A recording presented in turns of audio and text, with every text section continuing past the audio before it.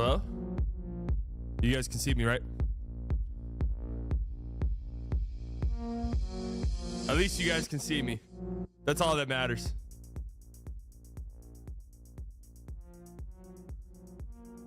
Just know I'm dancing, baby. You guys should see these moves, man. Woo!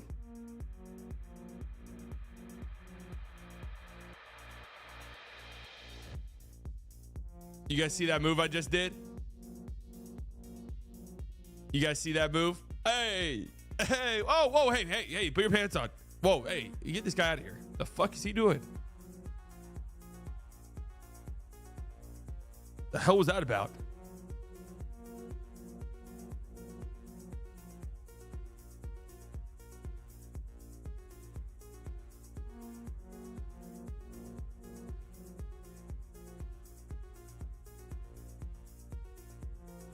Yeah, get that guy. Put some fucking pants on, dude.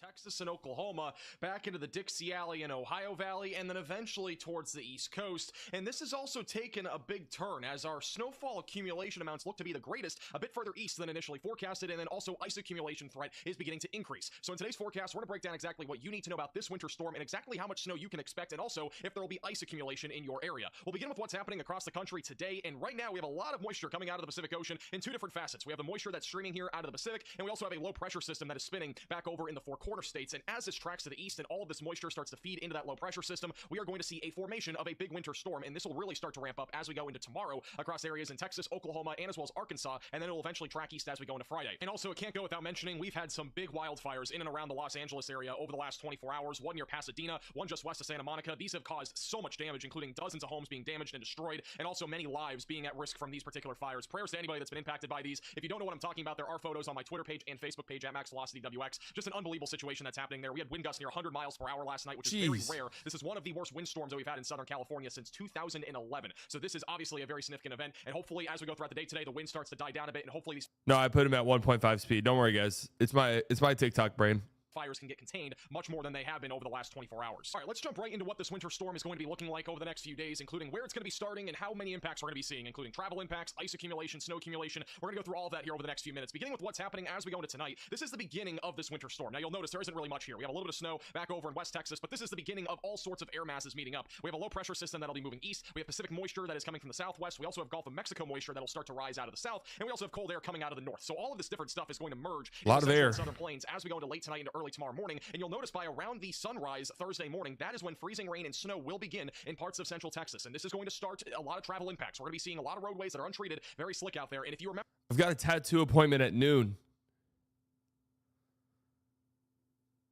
Max Velocity. You think I can make that? from a couple years back in North Texas where we had the smallest bit of freezing rain, it led to big car accidents. Not many people are aware of the potential for ice here. So if you're anywhere in North Texas and Central Texas on Thursday, I'd play it safe and make sure that you're staying away from the roadways because it's going to be very dangerous out there. As we get closer to 9 to 10 in the morning, that freezing rain and also snow will start to ramp up even further across southern Oklahoma and North and Central Texas. Notice the freezing rain. It's a pretty confined area. It's not going to be for everybody, but some areas will see it, especially just south of I-20, back through Abilene and around and just south of Dallas-Fort Worth. As we go closer to lunchtime, snow will continue to ramp up, especially near the Red River Valley. Heaviest of the snowfall Thursday. So we're getting snow.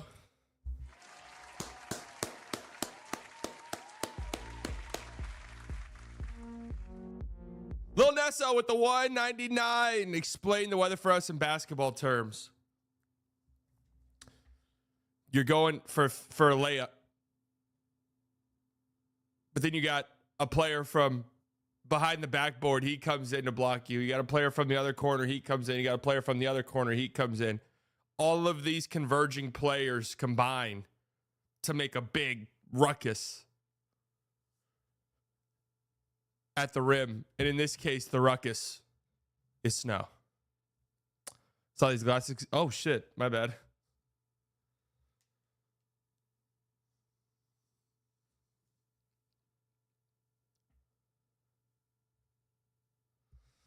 Have we broken 1 billion? Yes.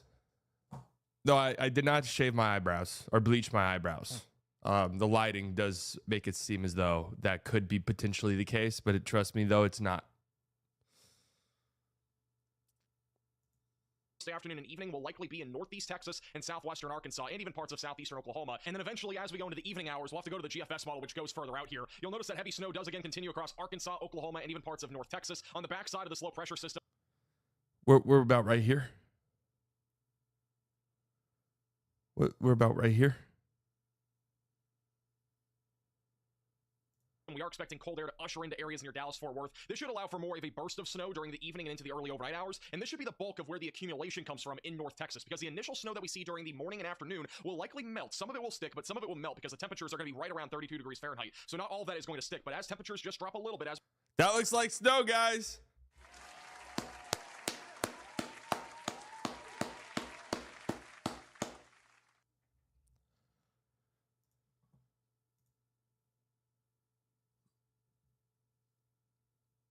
That's what I want to see, baby. As we go into the overnight hours, I think that heavy burst of snow at the tail end of the evening. Hey, shout out to Little Espresso. Eventually, the snow moves to the east as we go into Friday morning in Arkansas, Missouri, Tennessee, and even back in Alabama, Georgia, and Mississippi. We are going to be talking about some moderate to heavy snowfall. I do want to point out one thing. Though there will be heavy rain here across Louisiana, the GFS model does not do a great job at showing where there could be a mixture of rain and snow, and also where there could be a chance of some sleet and freezing rain, which I think will lie right in this corridor here across parts of central Mississippi and northern Louisiana. Hey, shout out to you, Max. Salute. Shout out to Little Espresso for the donation. I got my own little espresso here. Double espresso. We have the Starbucks Blonde Roast cups. Tested them out. I don't know. I've tried better. With a splash of oat milk, as well as some, what is that company? Chobani. Non-dairy. Caramel macchiato. That's the cup. It's not pink. It's the cup.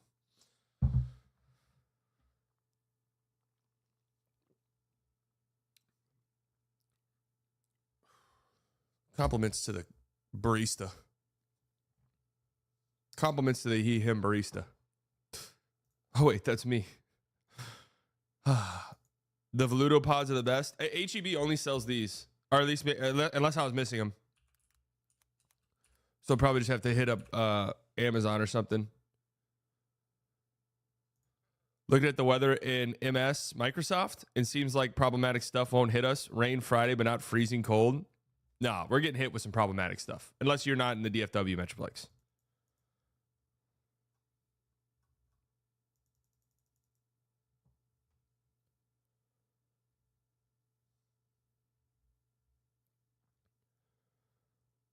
What's Pistol Pete saying? Pistol Pete's getting into it with hey, I think this guy follows me on Twitter. Hey, I'm following him. Hey, look, my mutual's getting into it with Pistol Pete.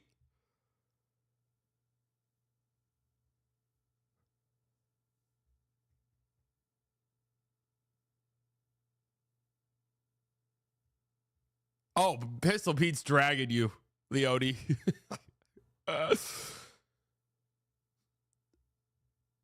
Today, cold and quiet. It'll be dry through Wednesday. Temperatures are freezing to start, but do climb above 32 mid to late morning. Highs will be near 40 this afternoon. Winter weather moves in tonight. Dun, dun, dun. Yeah, Pistol Pete's not afraid to clap back on the timeline. Why would I want to get into it with Pistol Pete? It's my guy. I love him. All right, we do have a lot to go over today. We got some trade slop. I want to talk kind of extensively about the Phoenix Suns, who suffered an embarrassing loss to the Charlotte Hornets, who have lost 10 games in a row going into last night.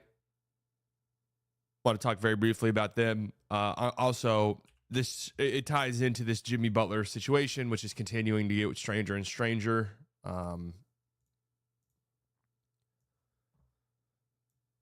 Yeah. We'll also talk about the Mavericks, their big bounce back win. I'm pissed off, man. I had all my alarms set. Was going to wake up around 7:30, plenty of time for me to get up, read a little bit, spark the mind, then tune in and watch the Celtics Nuggets game, which, I didn't watch last night because I instead was doing lockdown, and then I decided, let me see what the fuck the Suns did tonight. And I woke up at 9:15. So spark a bowl? No. I'm not a pot guy. I'm really not. I don't want to say my unpopular opinion on it because everyone loves it. Still reading a transit book? Yeah, I'm almost done. Quick and easy read. Love it.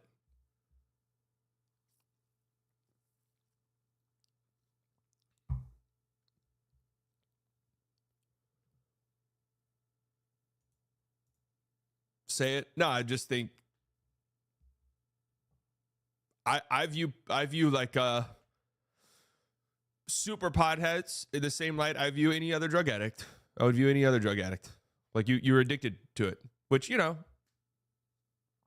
as long as you're not, you know, harming other people, I don't really care. Do whatever the fuck you want.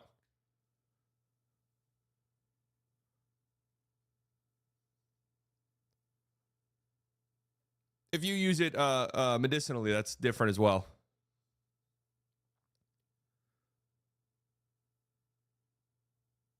But I know some people, and I see people online where it's just like, dude, you have an addiction.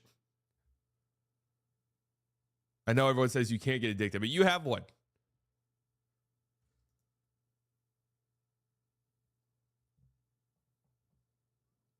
I'm not saying I'm all for legalizing it, all of that. I just don't like the way some people talk about it.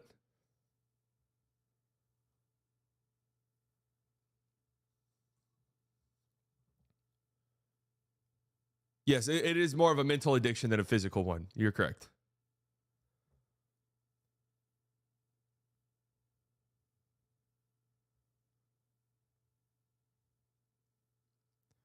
So like I know people who it's like they could quit if they're not going to have physical withdrawals. Like, you know, there's certain substances and stuff that you have to wean yourself off of or else you can die. Like withdrawals will kill you. Like alcohol.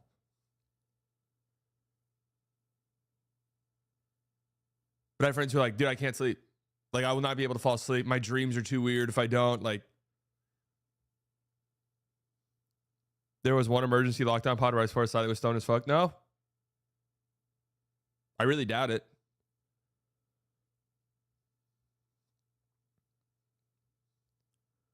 Locked on emergency pod.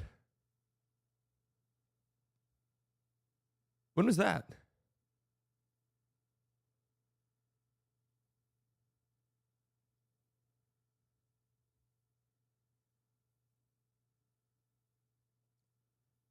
Straight edge slightly. No, I didn't say that.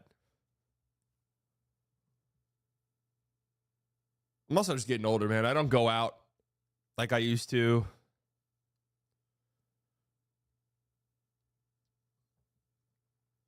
Let's go. Bleacher Report streaks. There was no football game on last night, was there? Which these MLB teams has won more World Series? Huh.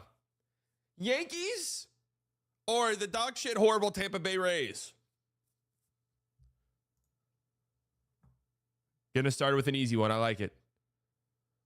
Who is the number one seed of the NFC entering the playoffs? Lions. Easy. AFC, I'm actually not. Oh, it's the Chiefs, if they ask us that. This rookie quarterback is on a team that won 14 games this season. Washington won 14 games? No, this is a trick question. It's J.J. McCarthy. Trick question. Trick question. Michigan football beat this team on the first and last day of 2024.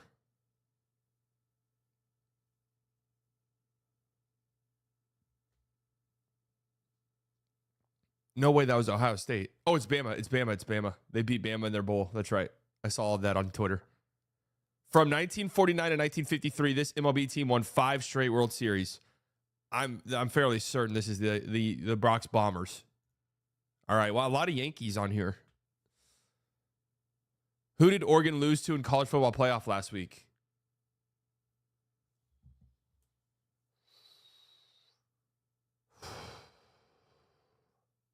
They got blasted. Was it Notre Dame? Oh, fuck. Or Ohio State. Oh, my God. I actually didn't know that. They all blend together because all of them sucked. This college football team reportedly spent $23 million on its 2024 roster. No clue, dude. Are you joking? Are you fucking joking? I feel like it could be Alabama. I'm going to guess them. Yeah. Is that a damn joke, dude? They expect me to know the cap situation of these college football teams? Like, give me a break. How many NBA titles have the Wizards won? I think they won, at least they won one as the Bullets. At least. Nice. This women's college basketball team is currently number 1 in the AP Top 25 poll. I'm going to guess South Carolina, but I'm not entirely sure. UCLA, wow. Who started and won the clinching Game 6 of the 2009 World Series for the Yankees? What's up with all of these Yankees questions? I'm going to guess Andy Pettitte. Nice. All right, we missed 2. We can live with that. Oregon, yeah, Oregon's in the second apron. God damn.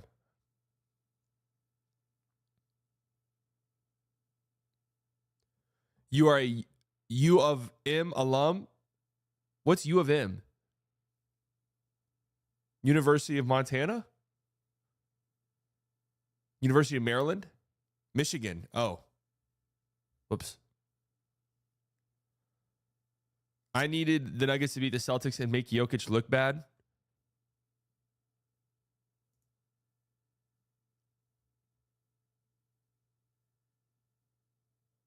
Yeah, it sucks Jokic did not play in that game.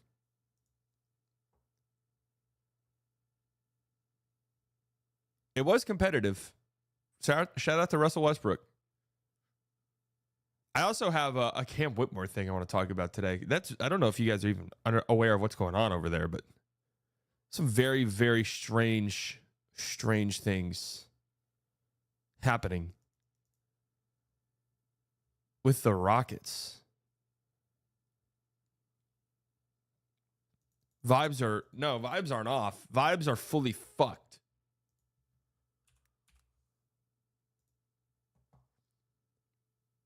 Good morning, folks. It is Wednesday. It is January 8th. It is 9:56 a.m. Central Standard Time. We are one day away from Snowpocalypse taking over the Dallas-Fort Worth Metroplex. If you guys need any chili, I've bought enough ingredients to feed a small village. So, just let me know, guys. Maybe I'll put it on the merch shop. Sell it about $10 a bowl. You put it in your freezer or something.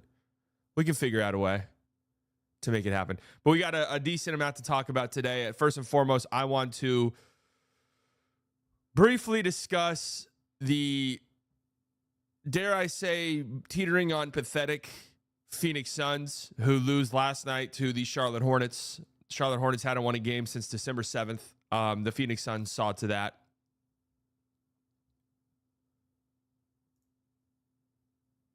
The Phoenix Suns saw to fix that and restore the good vibes in the beautiful city of Charlotte, which I have a new appreciation for since we started playing the GeoGuessr. Started playing the GeoGuessr NBA game, and I guessed Charlotte for pretty much every single city, and it rarely is ever Charlotte. That's neither here nor there. How do you fix this stinky mess? I'm tweeting about the Phoenix Suns right now. We're going to talk about the Mavericks, obviously, who get a much-needed feel-good win last night. Their first win of the 2025 calendar year against the Los Angeles Lakers, who have been playing some pretty decent basketball as of late. That's a big one. Good talk a little bit about the Rockets, not necessarily their blowout victory against the Washington Wizards. However, a very strange development that's happening with Cam Whitmore and what could arise out of this. I'm not entirely sure. We're also going to talk about, first and foremost, let's talk about this right now. Trae Young. It's funny. I tuned into this game. I just see on my league pass that the Hawks and Jazz it's a 1-point game with 15 seconds left. I'm like, all right, let me put this on to see if any crazy shit happens. Trae Young knocks down 2 free throws to make it a 3-point game. Then just a batshit insane Utah Jazz possession occurs where Dyson Daniels pokes an inbound pass loose naturally. The ball's, flying around. Colin Sexton somehow gets it on the Jazz. He throws up, I wouldn't call it a prayer, but he throws up a low percentage shot himself, hits the 3 to tie the game with 2 seconds left. Trae Young hits a half-court buzzer beater to win the game. Beyond half court, a couple feet beyond half court, Utah made the Strus mistake and didn't pressure the ball enough. Yes. Well, the Strus one, nothing will ever compare to that. The Strus one was 3/4 court. You can be mad at your defense, I guess, but basketball God didn't want you to win that game. This one is a little bit more, that's a half-court shot. The percentages tick up. Yeah, and absolutely no pressure with 2.9 seconds left. If you're calling Sexton, you just got to put pressure on the ball. There maybe a little bit more in the backcourt for sure, but crazy-ass shot. Imagine being a Jazz fan in that stadium. So I do want to really give props, and I don't know which one Rob Perez tweeted here. I'm assuming this is the Hawks broadcast. Yeah, because the Jazz have their own station, don't they? But I want to give some props to the Utah Jazz production crew because they were panning across the stadium, showing fans reaction. It was great. It was a great experience. And, if you're a Utah Jazz fan, most of the fans they panned to were like smiling. They're like, what the fuck just happened? When you're a losing team, whatever, you lose like that, who cares? If the Max Strus shot happened in Dallas and they panned to the audience, the crowd, they would probably not be on television anymore. They would have gotten their licensing stripped, as they would have showed violence that is not allowed on national television without a censor. Utah fans got to see good players on other teams. Yeah, I mean, we think about like the Brooklyn Nets. People talk about this, or the New Orleans Pelicans, who have been actually competitive for the last few years, injured all the time, but at least competitive. When you look at the ticket prices to get into those stadiums and how cheap it is, man, if I lived in the area, even if I wasn't a fan, if I was a transplant or something, lived in the area, that would just be so awesome just to pay such low ticket prices to go to these games and see NBA games, Dallas is pulling an elaborate load management scheme with their superstars. Could be. So modern day Brooklyn Nets, yeah. What are your thoughts on Beal to Pistons? Is that a thing? I don't have any thoughts on that. My brain doesn't function when I think about it. My brain doesn't function. Let's start with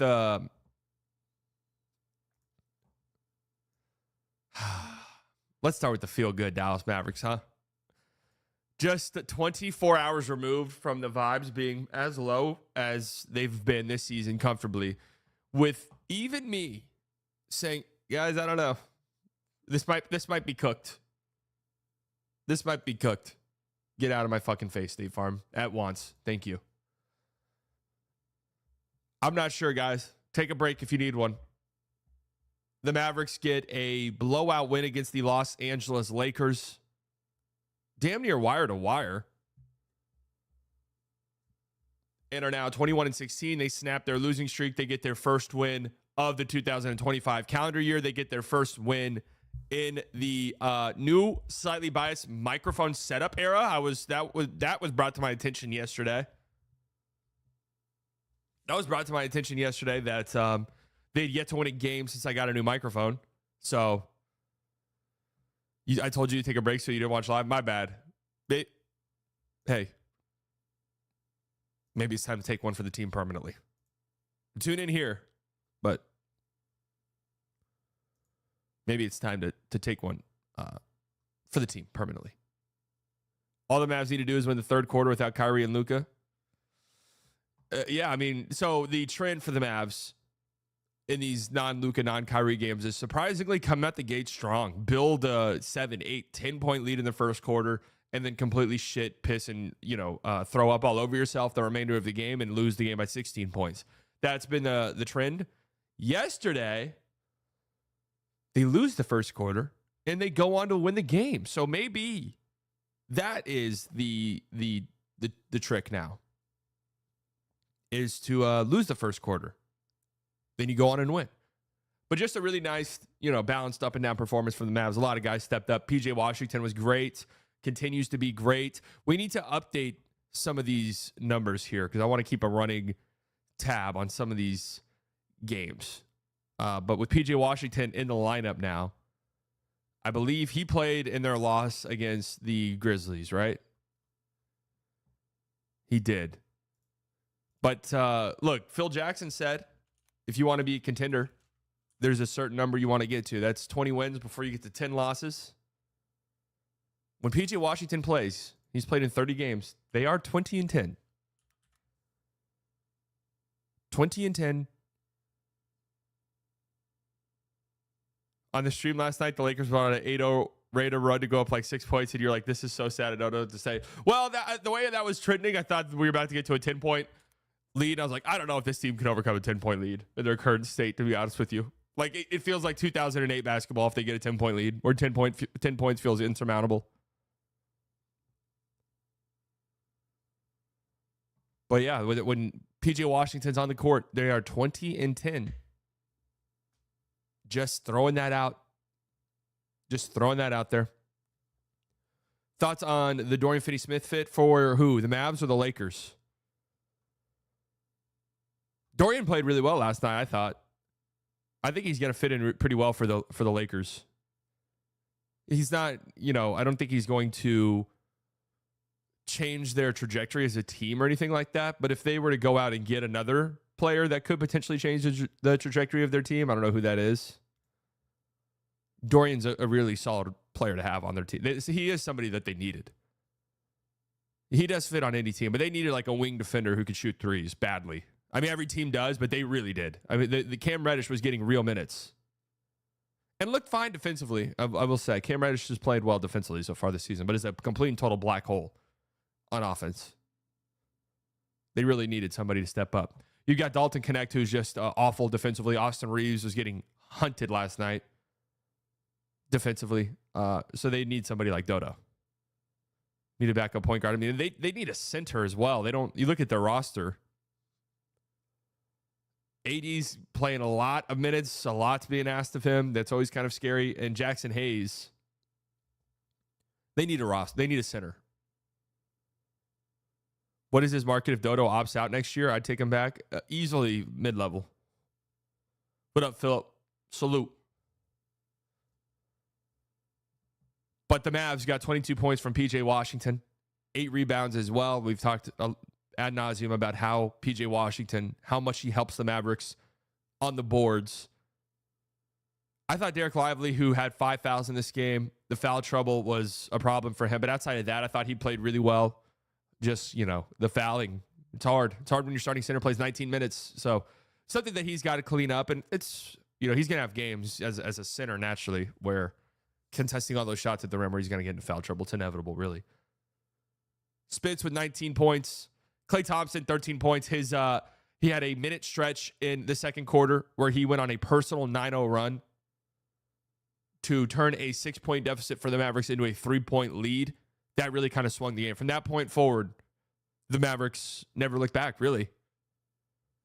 And that's why you go out and get a guy like Klay Thompson, because the rest of the game, the Lakers' defense was completely and totally broken, trying to figure out where Klay Thompson was on the court. And that's why, also, we talk about Klay Thompson. Does he have some stinkers here and there? Yeah, I mean, that's going to happen with shooters. That's going to happen with any shooters his age. Has he been otherworldly with the Mavericks? No. Has he been fine? Yeah, I think Klay Thompson's been... I think he's done exactly what the Mavericks have wanted him to do. And you look at the on-off numbers for Mr. Klay Thompson, the offense is 7 points better when he's on the floor.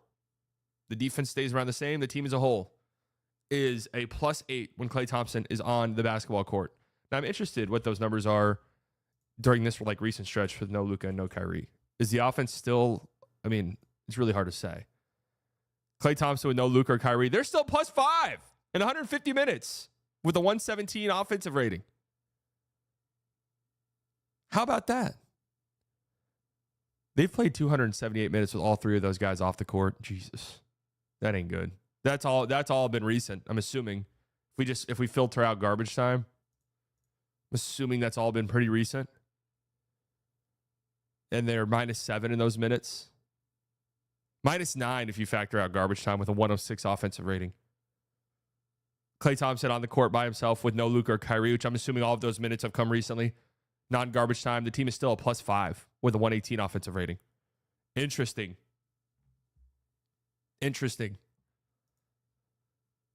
Still can't leave me open. And that's the truth. And that's why you go out and get him. He still bends the defense when he's on the court. And you just, when they're clicking, when they're firing, when guys are back and healthy, assuming that ever happens, that was me knocking on wood. That wasn't your front door. Okay, guys? The package isn't here yet. Okay, USPS isn't there. When guys are healthy and back on the court, God, it's going to be nasty.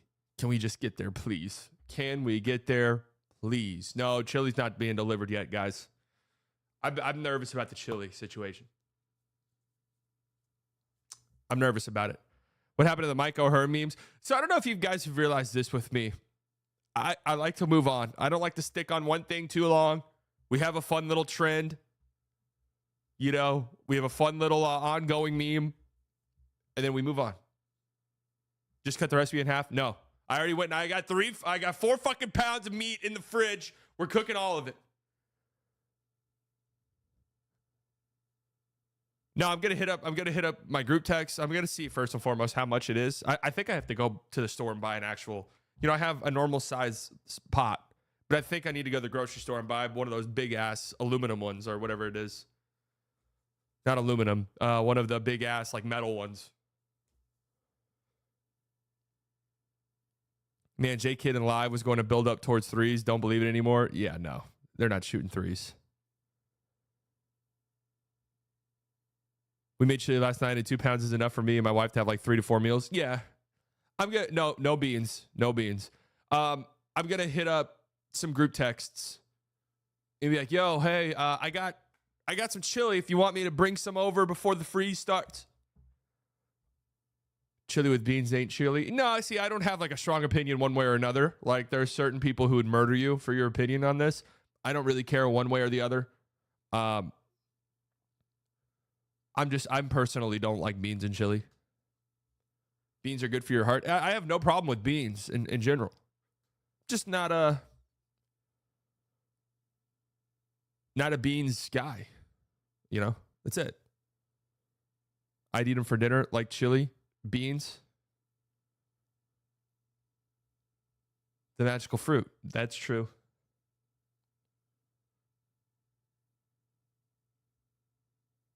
That's true. Man, I know someone who would cook beans. One time, she was cooking beans at 2 a.m. It's like, what the fuck are you doing? I'm just making a snack. Just a can of black beans. It's like, okay, that's a strange midnight snack, but all right. Teach their own.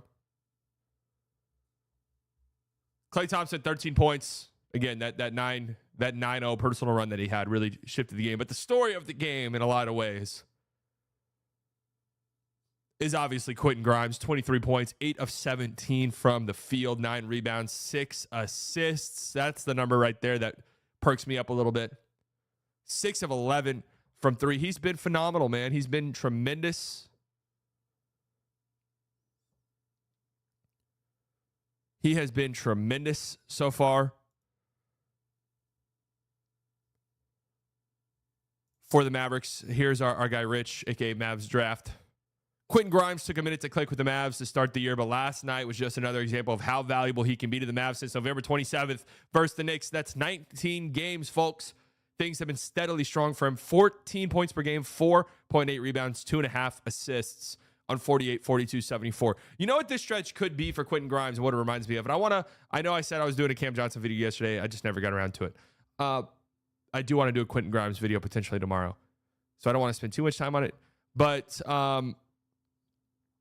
this could be like the Exum stretch in December of last year where the Mavs just desperately need a guy to step up.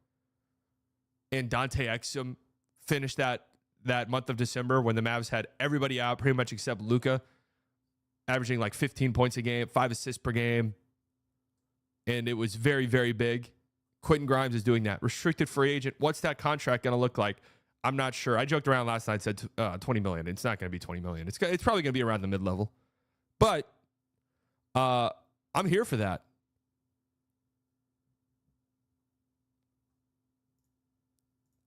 I'm here for the mid-level. So I love how Kyrie and Luka are out basically all of January, and NBA decided to pack the schedule of 16 games. Well, I mean, it's not like they predicted that.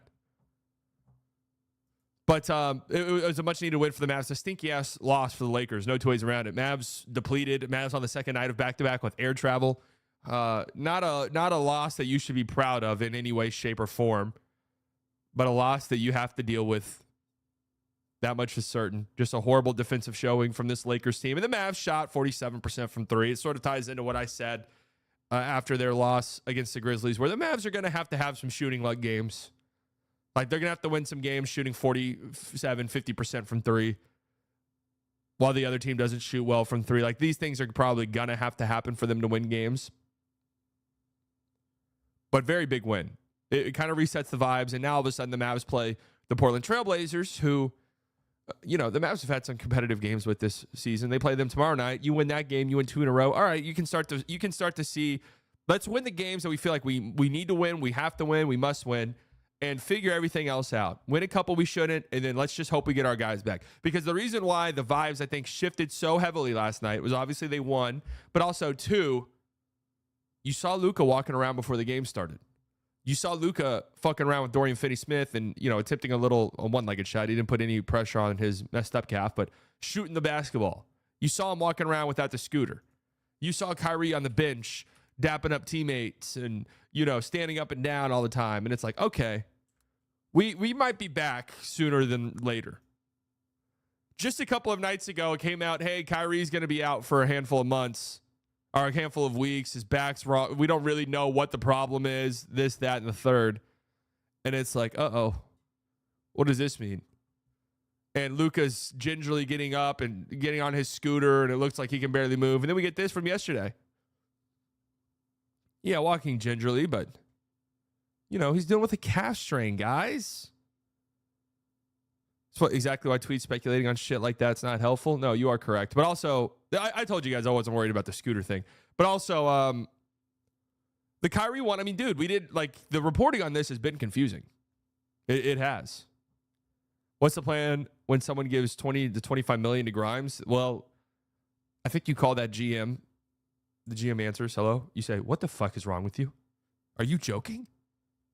What is going on with you? Are you out of your mind? What are you thinking? And then you have a decision to make beyond that point. You can't pay Quinton Grimes $25 million. You just can't do that. But, yeah. Daniel Gafford was at home playing 2K last night. I know because I was on with him. During the game,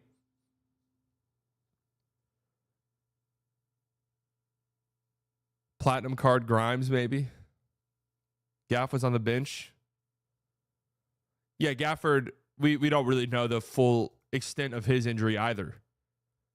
What was really interesting about that, here's the video of him shooting a shot.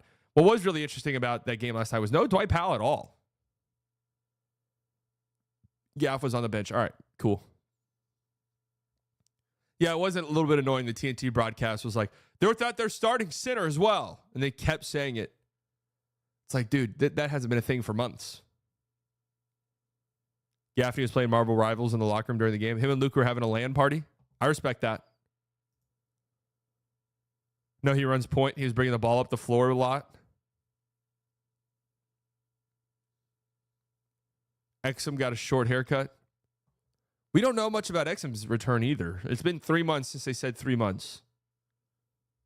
But when you talk about that many months, it's just basically like, yeah, around 3 months. So anyways, a much-needed win for the Dallas Mavericks. January 20th? Wait, who said that? He comes back on January 20th?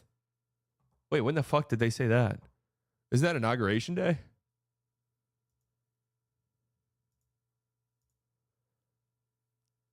Comes back on Inauguration Day? Interesting. What does that mean?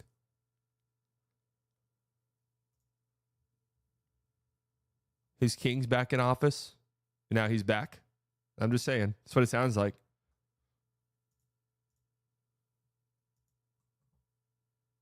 Coincidence? Out January 6th and back January 20th? No such thing as coincidences.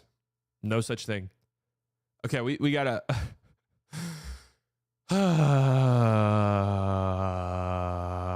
There's something about it that's still fun. There's something about poo-poo and the Phoenix Suns.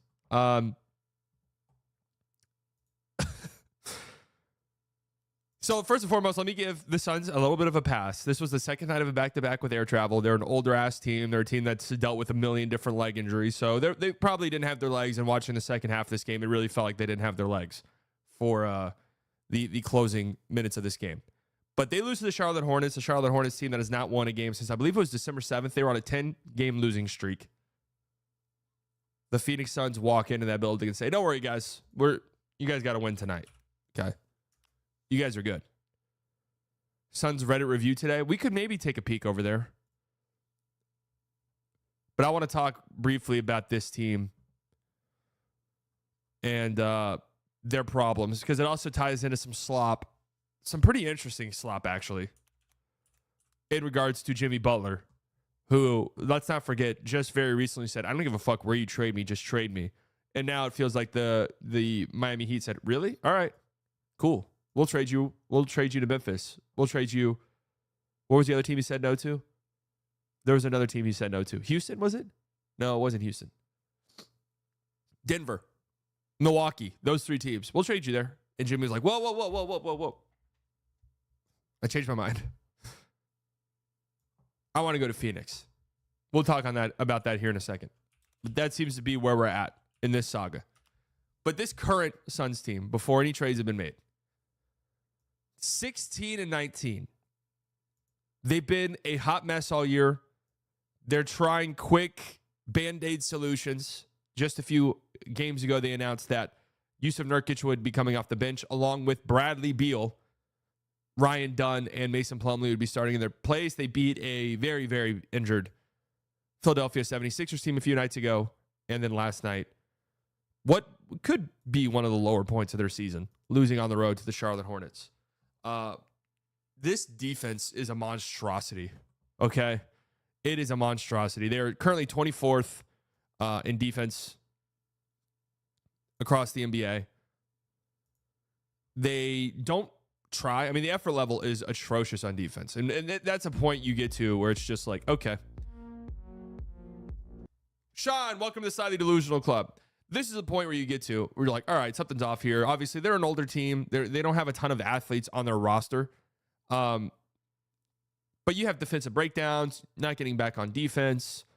You know, how many transition opportunities they give up off of makes. I mean, those are the ones right there where it's like, you guys can't allow this shit. You're already so fucking bad defensively. You can't be giving up transition opportunities off of made baskets. And their paint defense is just horrific.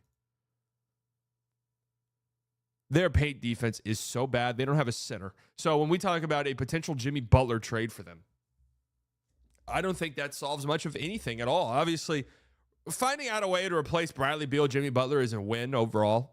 I'm not sure they're going to be able to do that, but that is a win. The problem is, man, they don't have a center. They don't have a center. It's bad. It's ugly.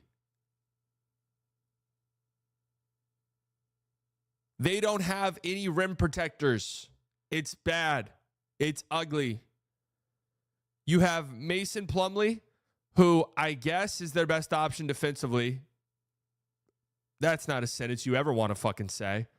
He sets good screens, but he's an absolute nothing on offense, which is a damn shame because you guys remember the Plum Dog Millionaire arc that we were on a few years ago when he was on the Charlotte Hornets.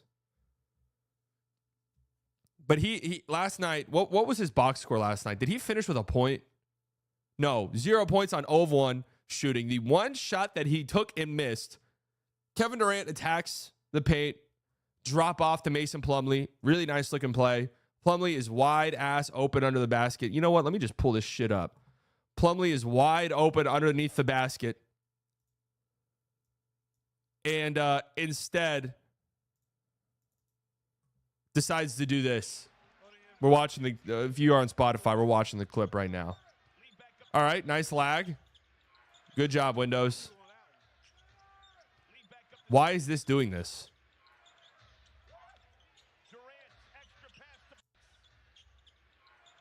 I'm not sure why it looks this way. Wide open. I'm 7 feet tall. Here comes Cody Martin. I'm horrified. I'm scared of Cody Martin. I'm going to up fake. Cody Martin's not going to bite. I'm now going to foul bait and throw this off the backboard like that.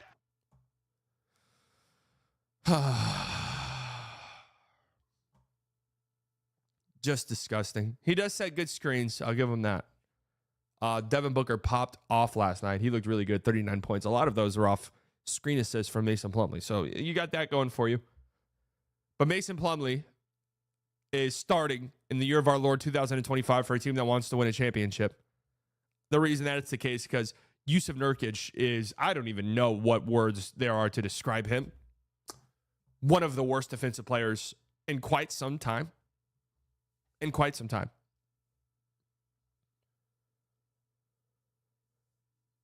8 points, 3 of 6 from the field. What did I say? Why pause? What did I say?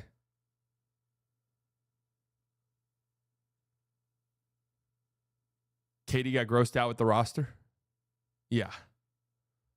Nurkic's best moments of the season.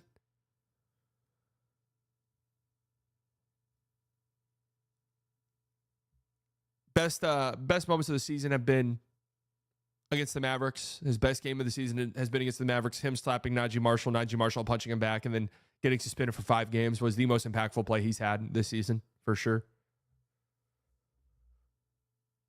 But it's ugly. And Jimmy Butler doesn't solve their big problems. I mean, also Iguodaro, Jesus.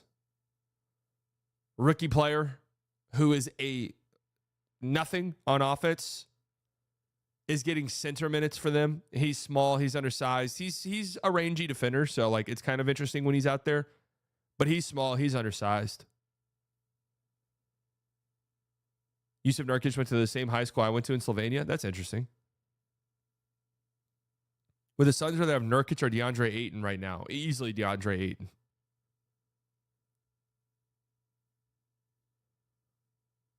Bro often say Luka is a better player than Dirk. What's your opinion? Dirk won a championship. I was a Mavericks fan growing up. I was 15 years old when that happened. So I'm sorry. That holds a special place in my heart. Ayton's been fine on the Blazers. Yes. Not sure Ayton is somebody that you necessarily want on a contending team still. They did send Toumani Camara in that trade, yes, but Camara hadn't played at all yet, had he? Camara was a rookie, so they could use a Toumani Camara right now. That much is certain. But this is a lesson. This shit was always destined for disaster. All right, I wanted to make sure I was correct, and I went back and I looked at my tweets during the Beal trade. I fucking hated it. Did not think it made any sense whatsoever. Hated the Ayton for Nurkic trade. Didn't think that made any sense whatsoever. This 2K ass roster. This isn't how teams are built anymore. I would say that this should be the last send off of the Big 3 era because it just isn't a thing that can really work. At least not going out and like creating the Big 3 through free agency or trades. There's not really something that can happen anymore with cap rules and with just how the league is trending, where you just need 1 through 8 guys who are good, talented, can do a bunch of different things. The one-dimensional players, building a team around 3 main guys and having a bunch of one-dimensional players fill in the spots and figuring it out from there. That's not how the league is anymore. The league's uber talented, and you look at the top-end contenders, 1 through 8, you have guys who can do a bunch of different shit on the basketball court. I know it sounds very elementary, but that is the case. It's like the Celtics laid the blueprint. It's kind of funny. What did the Celtics do? They just got a bunch of guys who know how to play basketball, 1 through 8. That's the blueprint. Yeah, we're just going to get a bunch of guys who do a bunch of different things. Can shoot threes, can drive, can kick, can play, make, can defend. Oh, so good basketball players? The Suns said, you know what we're going to do, actually? We're going to trade everything we have for an aging superstar who has a lower body injuries history. And then we're also going to bring in $50 million player who has been on, I think, only a handful of playoff teams throughout his career, has the worst contract in the league, and doesn't shore up any of our weaknesses. That's what we're going to do. And then we're going to try to build our roster. And I thought they did a fine job this offseason, considering their limitations and free agency. Getting Tyus Jones is huge. Getting Mason Plumlee, is good. Like, that's all good. They going out and figuring out a way to get Grayson Allen. Like, that was a nice move as well. That was a nice maneuvering. But their roster is just so limited in what it's capable of doing outside of their top three. And even their top three does not mesh together at all. I think Book and KD can play off each other 1,000%. Then you add Beal into the mix, and it's just like, it really is. It's like ball don't stop basketball. They take turns shooting mid-range jumpers. Like, that is how they play. They take turns shooting mid-range jump shots.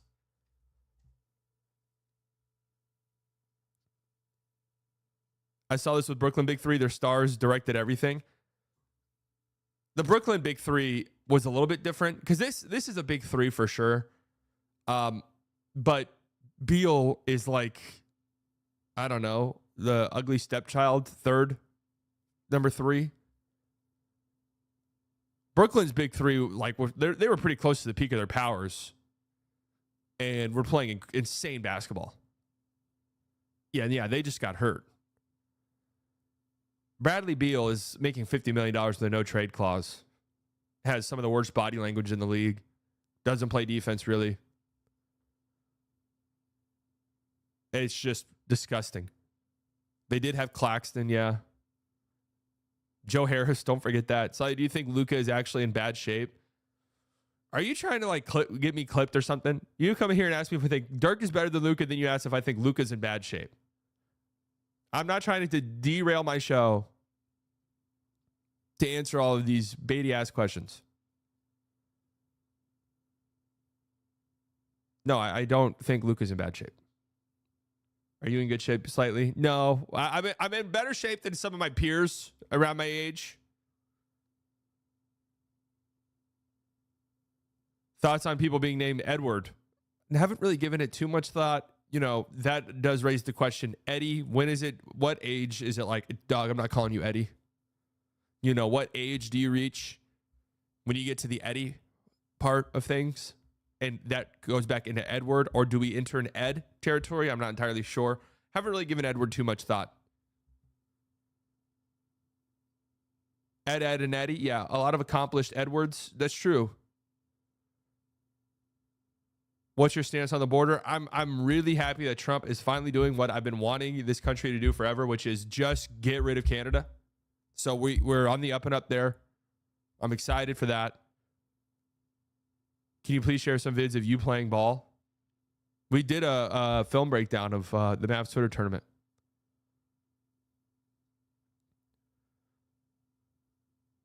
For a georatic athlete, Slightly Biased is in good shape. Fuck you.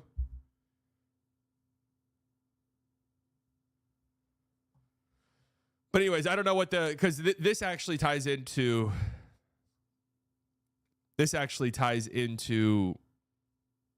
a report that came out yesterday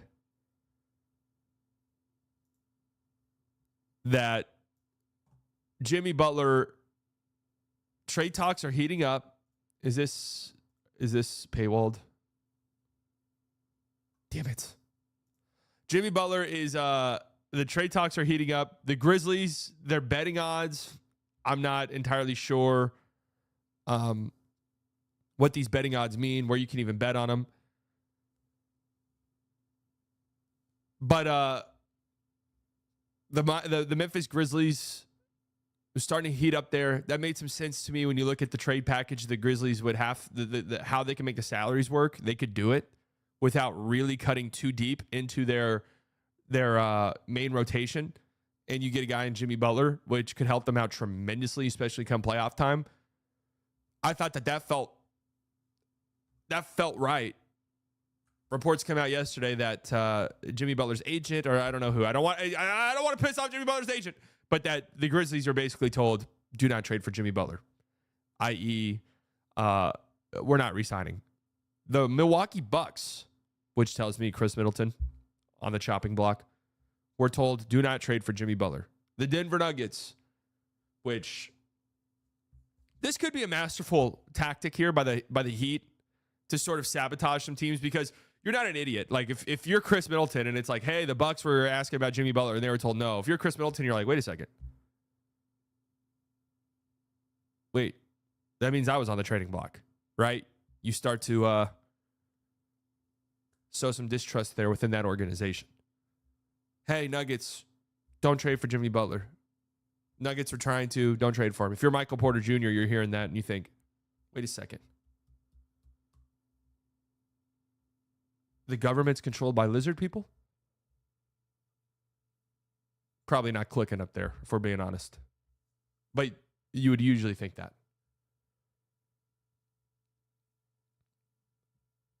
But it sounds like he's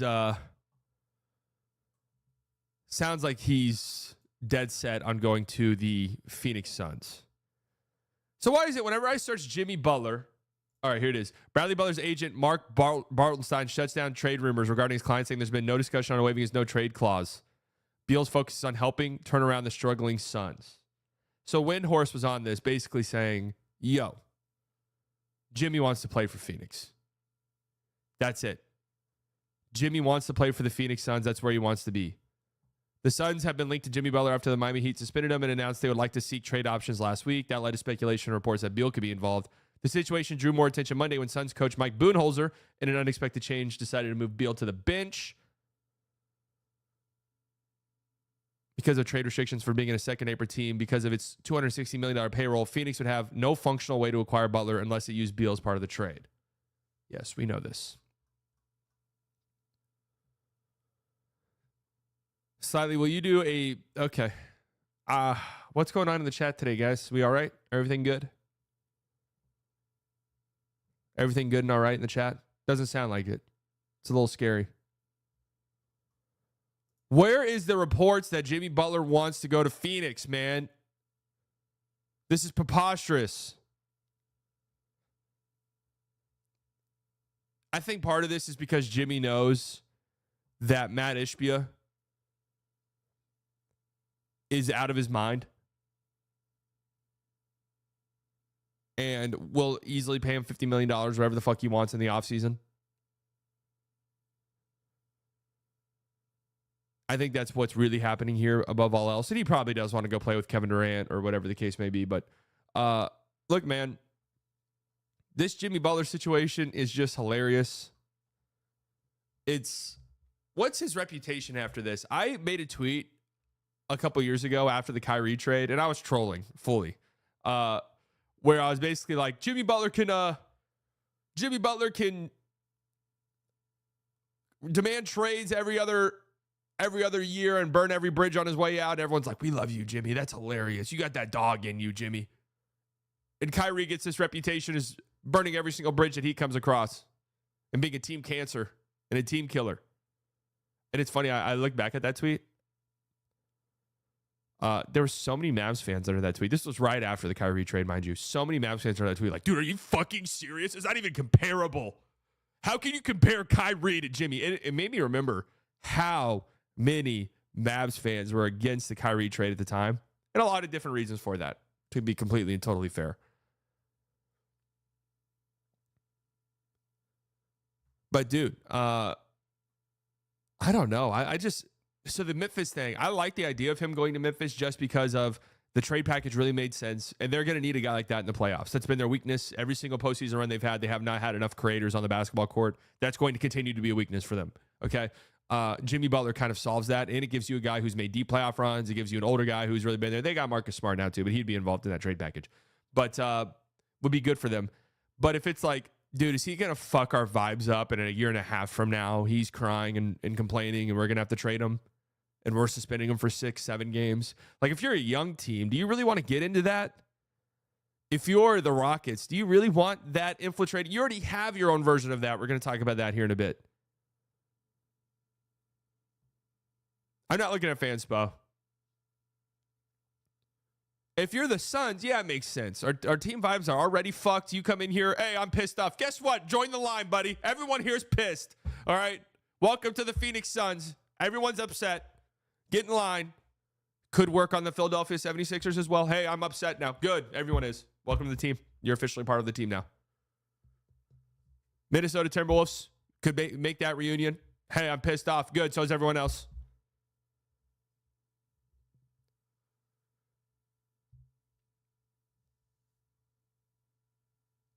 We'll see how this happens.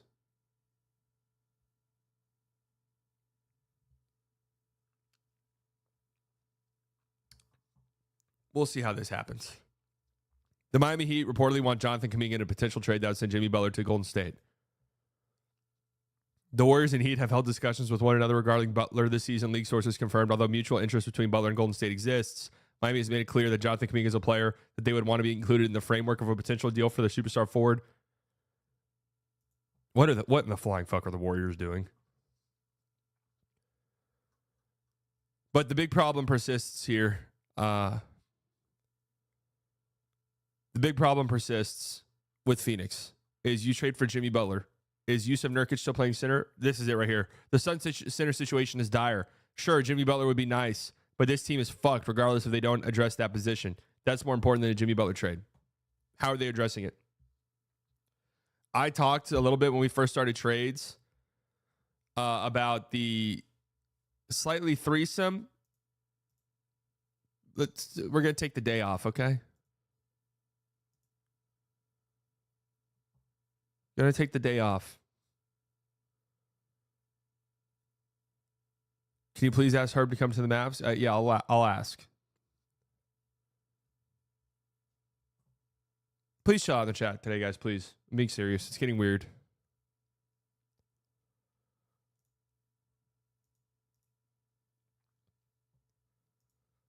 But I mentioned Jonas Valanciunas for Nurkic swap. Kind of makes some sense. And it would make some sense. Nurkic stinks like shit. My dog is getting fixed today. The opposite of what's happening in this chat. Yeah, a lot of people need to get fixed in the chat. Yeah, not for the Wizards, of course. What is it? How many years does Nurkic have left?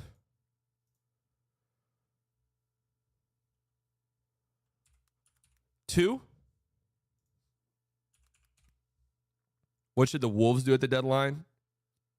Too many? What should the Wolves do at the deadline? They should try to get off Julius Randle. He's got $19 million next year. My God.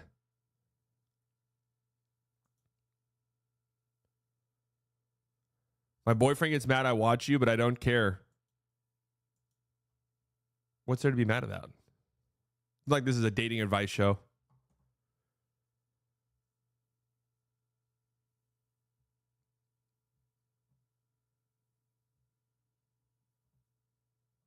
This feels like when class is going crazy and I'm feel bad for the teacher back in the day. Yeah. You know, it's just the shit that I put up with. It's why a lot of people say streaming is harder than a 9 to 5.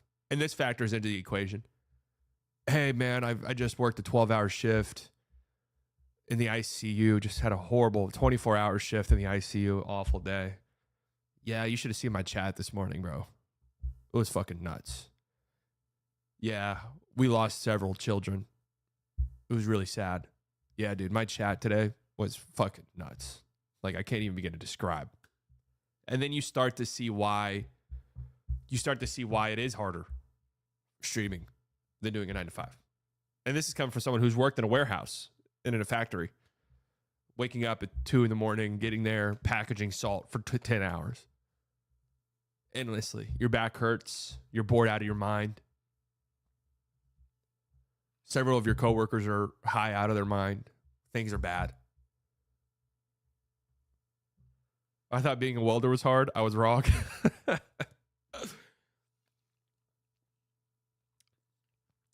People don't understand either how setting up Streamlabs and all of these different things, like what goes into it, the mental fortitude that you need. Very difficult. Very difficult. Okay, let's move on. Let's talk about, I mentioned the Rockets have their own weird Jimmy Butler situation happening. Obviously not to the level of the real Jimmy Butler situation, but what is going on, folks, with Cam Whitmore? I noticed this. I've been noticing this when I watch Rockets games. He had a stint in the G League recently. They can't find minutes for him.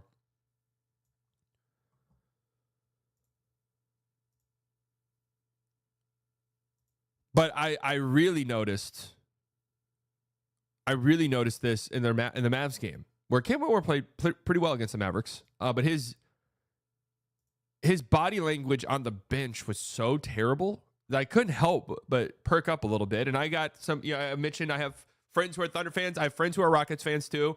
Hit them up. They're like, yeah, he's probably not going to be here much longer. Like, it's just, he doesn't really have a place on the team and his attitude seems very strange. So the Rockets blow out the Wizards. The Rockets have been great so far this season. They're one of the stories of the league in a lot of ways. How good they've been. Still feel like they're just, God, if they can find a consistent go-to scorer, their ceiling for this season changes dramatically. It's funny because if you look at their numbers, they're a top 10 offense in the league. They check those boxes that you want to check. Top 10 in both offense and defense. 9th in offense, 3rd in defense. I think that number is a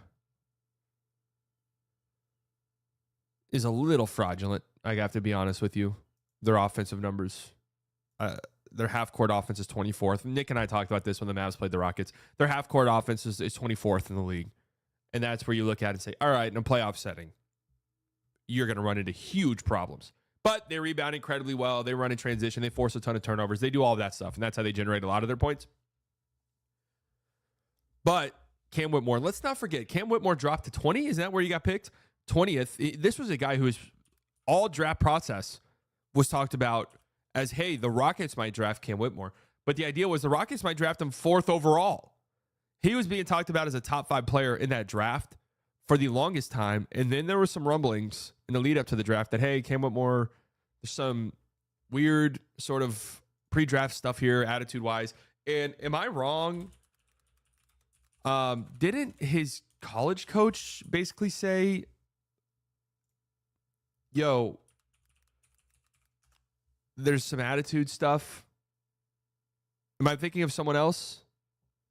I think it was a health thing. I'm not sure it was a health thing.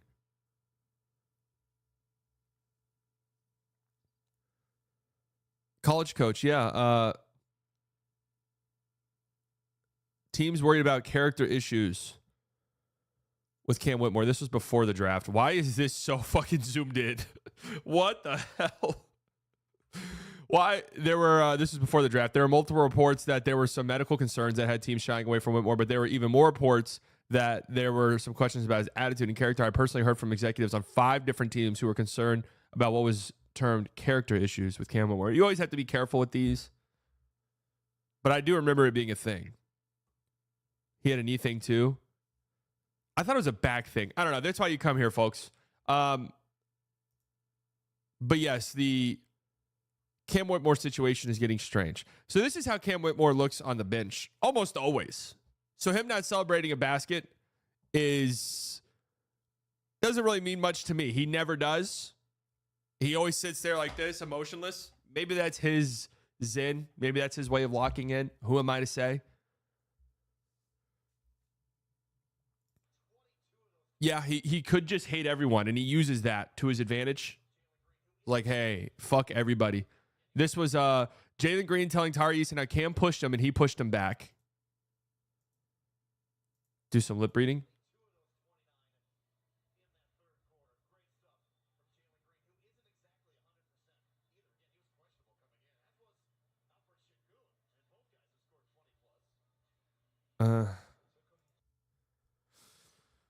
That feels speculative.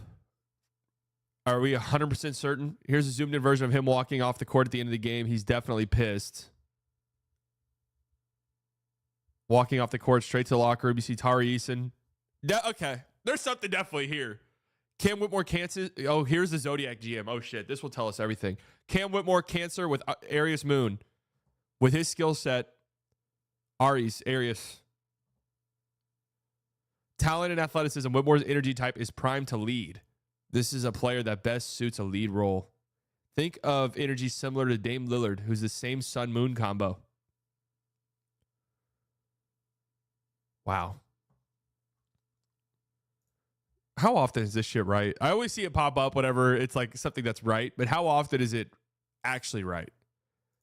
Zodiac chemistry analysis, Cam Whitmore. Sun, Cancer, Moon, Aries. This zodiac energy is an instant leader. When you have cardinal signs such as your sun, moon, produces a natural energy of taking charge and leading with emotions. Wait, my sun's Cancer. How do I know what my moon is? How do you know what your moon is? I'm a Cancer. What's my moon sign? July 12th, year 2005. Hour of birth. Do I really have to know this shit? I'm pretty sure I was 7 p.m. Around there. Birth city. All right, what am I doing? Just give me the fucking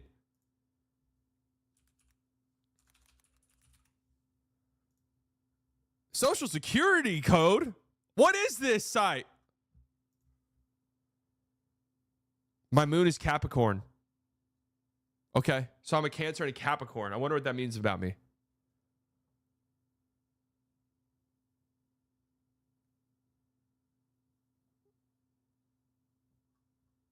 Cancer and Capricorn. Sun, Cancer, Moon, Capricorn.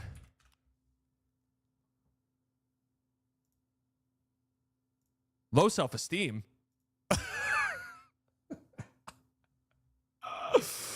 Oh. I would be surprised if Cam has demonstrated. That's literally the only thing that popped up. Look. Low self-esteem. It's a whole PDF. They got a whole fucking study on it. Your insight into people is extraordinarily good because of your experience. I do have a good gut feeling about people. This gives you prohibitions and conflicts, even though it provides special perceptions for you. You do not feel fearful of a future that is not certain, like most Cancers. That's true. Your goals are very high as a result of your ambitions and desire for recognition. Okay. Your Capricorn aspect is goal-oriented, distant, and rugged, while your Cancer part is benevolent, unsure, and emotional. This obviously puts the signs in some opposition. You have inner disputes trying to solve issues, and you need to build yourself up because of this. Inner firmness, a purpose, and determination have helped you over the early obstructions that, in all likelihood, you experienced in your childhood environment.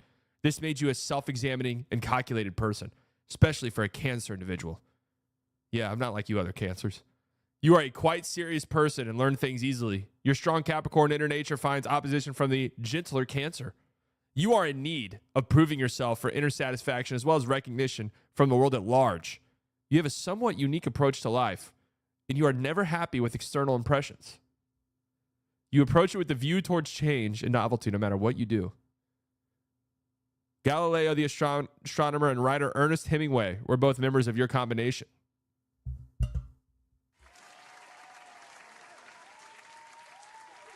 And their work shows the totally different nature of Cancer-Capricorn perspective. Seclusion is something that you desire. But while that may be good in limited amounts, too much can bring about alienation from the world around you and feelings of not being good enough. Depression, disappointment, and withdrawal can come about with your continual dissatisfaction to achieve this. Even turning to drugs or alcohol are possible in severe cases. Try to recognize you have gifts. Thank you. And learn to appreciate yourself while accepting your limitations. You have strengths that need to be acknowledged, and it's okay to be sensitive in life sometimes. You need to work on accepting and loving yourself. You can accomplish anything after you have learned to make peace with your inner nature. Capricorn's realism, organization, and aspirations combined with Cancer's vision and intuition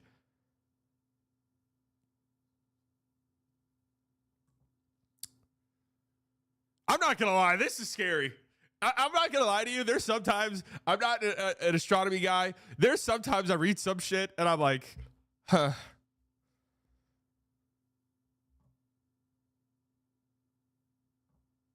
All right, Mayu, you're getting put in timeout. Okay.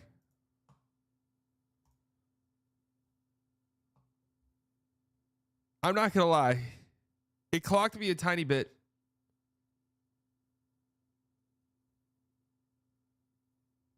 Did it him away off himself? Because you're reading things that happen to 1 out of 10 people? I mean, it's true. Some of this is like, you want to do good in life. And people are like, that's true, I do. Sometimes you're at odds with yourself. That's true. Sometimes you want people to be impressed with you. Yeah, that's true. You just described every human. LaMelo Ball, Leo with Libra moon energy. Confident and prideful. Double masculine, sun moon. High testosterone king. Other Leos with double masculine sun moon energy. Anthony Edwards, John Morant. Hornets starting unit. Dude, look, they do a whole starting unit. From a post account you blocked. Why do I have Fear Buck blocked? Actually, that doesn't surprise me. That guy sucks. I think a social media account might run that. Like a whole ass operation. What were we talking about? Oh, Cam Whitmore. All right. Storms off the court and bumps Tari Eason. Is there a video of him shoving Jalen Green, though? Because this part just feels like speculation. I mean, Jalen Green could be talking about anything. So is Cam someone you'd be interested in? I'd have to see what the Zodiac GM says about his fit on the Mavs. Then maybe I'd consider it.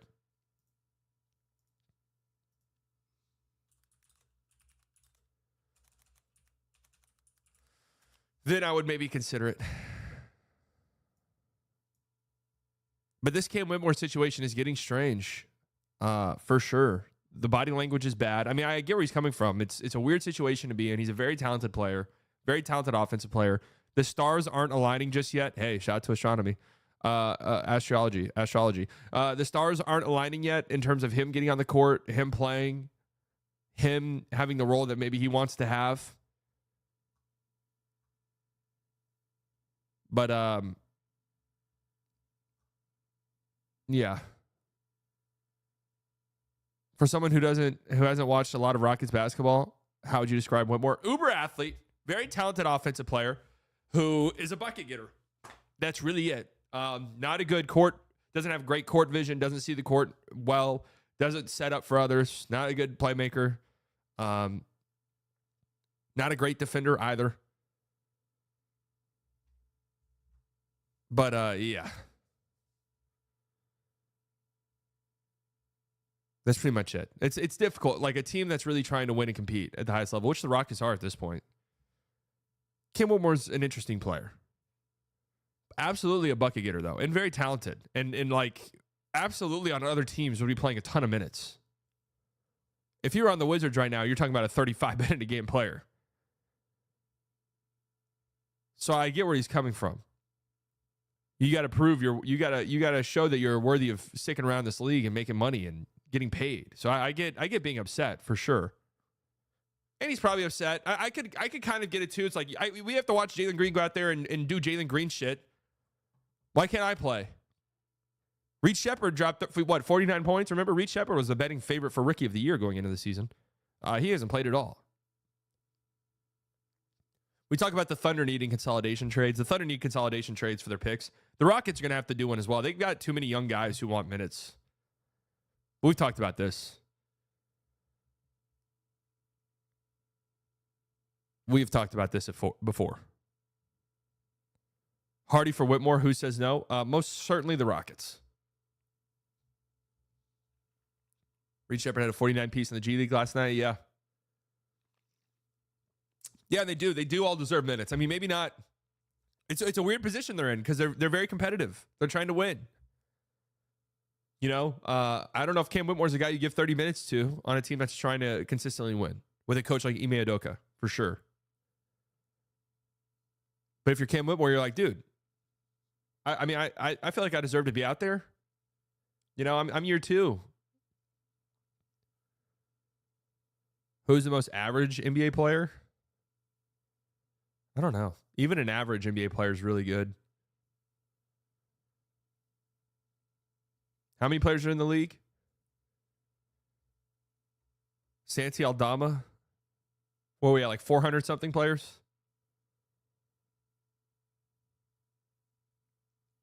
But how many of those guys are into bench guys? So probably like someone who's around like the 150 range, you would consider like the average player.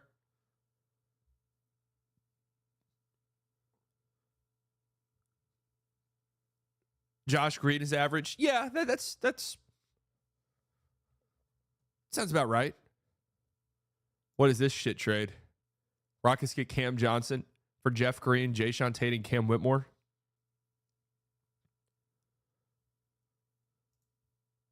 That would be interesting, for sure. But the Rockets really need is a go-to bucket getter. That is what they are desperately going to be searching for come to playoffs. Boston Celtics, huh? Yeah, sure. Why not, Boston Celtics fan? Dude, what about Jaden Springer for Cam Whitmore? Yeah. Why not? I mean, add picks if you have to. Yeah, if you need to add picks, like we can throw a couple seconds. Hilarious. I always love that. I mean, add picks if you have to. Like, oh, okay. Sure.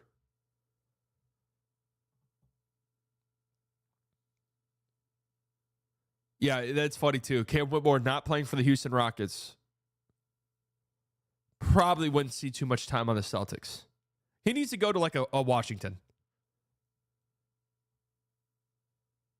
Well, I don't know. There's probably some contending teams out there that could use Brooklyn. You know, that'd be nice.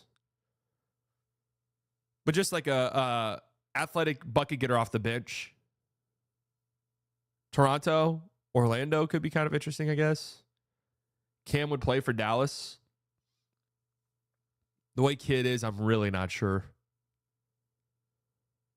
Do a Joe Swanson impression? I don't know who Joe Swanson is.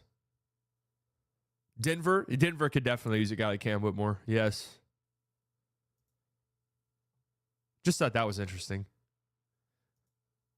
What other trade slop do we have? The wheelchair guy from Family Guy. I'm going to be real, guys. Not a Family Guy connoisseur. I've watched a few episodes here and there.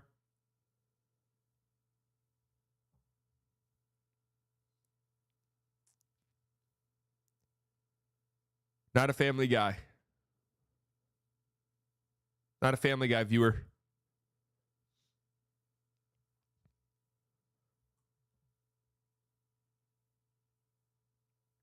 Slightly a spitting image of Quagmire. Chill out.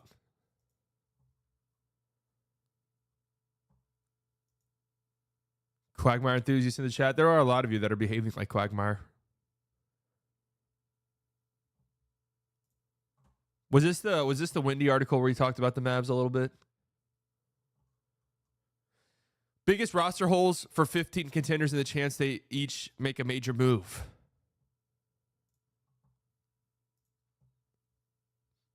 Boston Celtics roster hole depth. What they have to trade. The Celtics are pick rich by top contender standards with 3 tradable firsts in 6 seconds. Damn. Then they got $4 million to trade. Yeah, unlikely.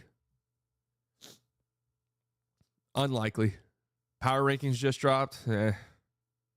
Maybe we can scroll through it. Cleveland Cavaliers need a defensive wing. 1 first in 8 seconds. They have a trove of valuable bench players in the final years of their contract, led by Karis LeVert, $16.6 million. They really can't lose him. Ty Jerome, 2.5. Sam Merrill, 2.1. Not a lot of contracts to play around with there. Milwaukee Bucks, perimeter defense, 1 tradable first and 1 second.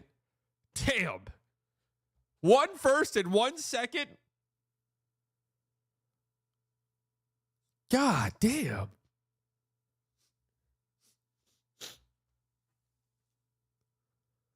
Brook Lopez is on a $23 million expiring contract. Chris Middleton, $32 million. Bobby Portis 12.5. Possible. Bucks GM John Horst has been one of the most aggressive executives at the deadline over the past decade. He has been on the phones throughout the season looking for deals, but the Bucks are up against the second apron restrictions, but they're absolutely trying. I mean, so since they're, how would a Jimmy Butler trade even have worked for them?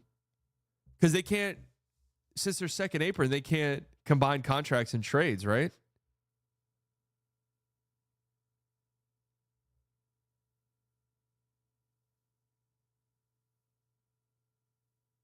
Am I wrong there? So wouldn't a Jimmy trade have to be Dame? Oh, that's the Heat fucking with the Bucks then. That's the Heat putting out those. No, can they do Lopez and Middleton? They can't combine contracts in a trade. They have to get under the second apron first with dumping salary. Okay, I guess that makes sense.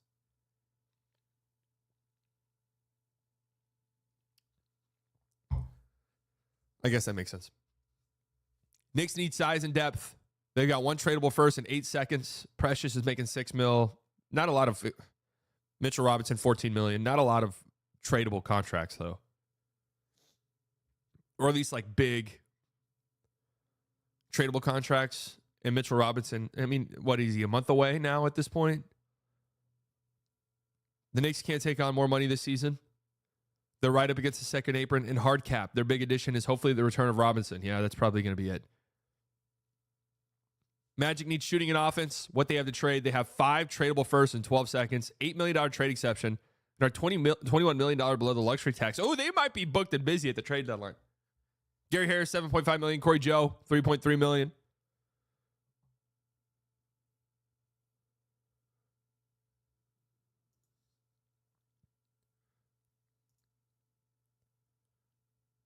You can combine contracts, but you have to receive the same amount of players as you send, I believe. Can they? I thought at second apron, you just straight up couldn't combine contracts.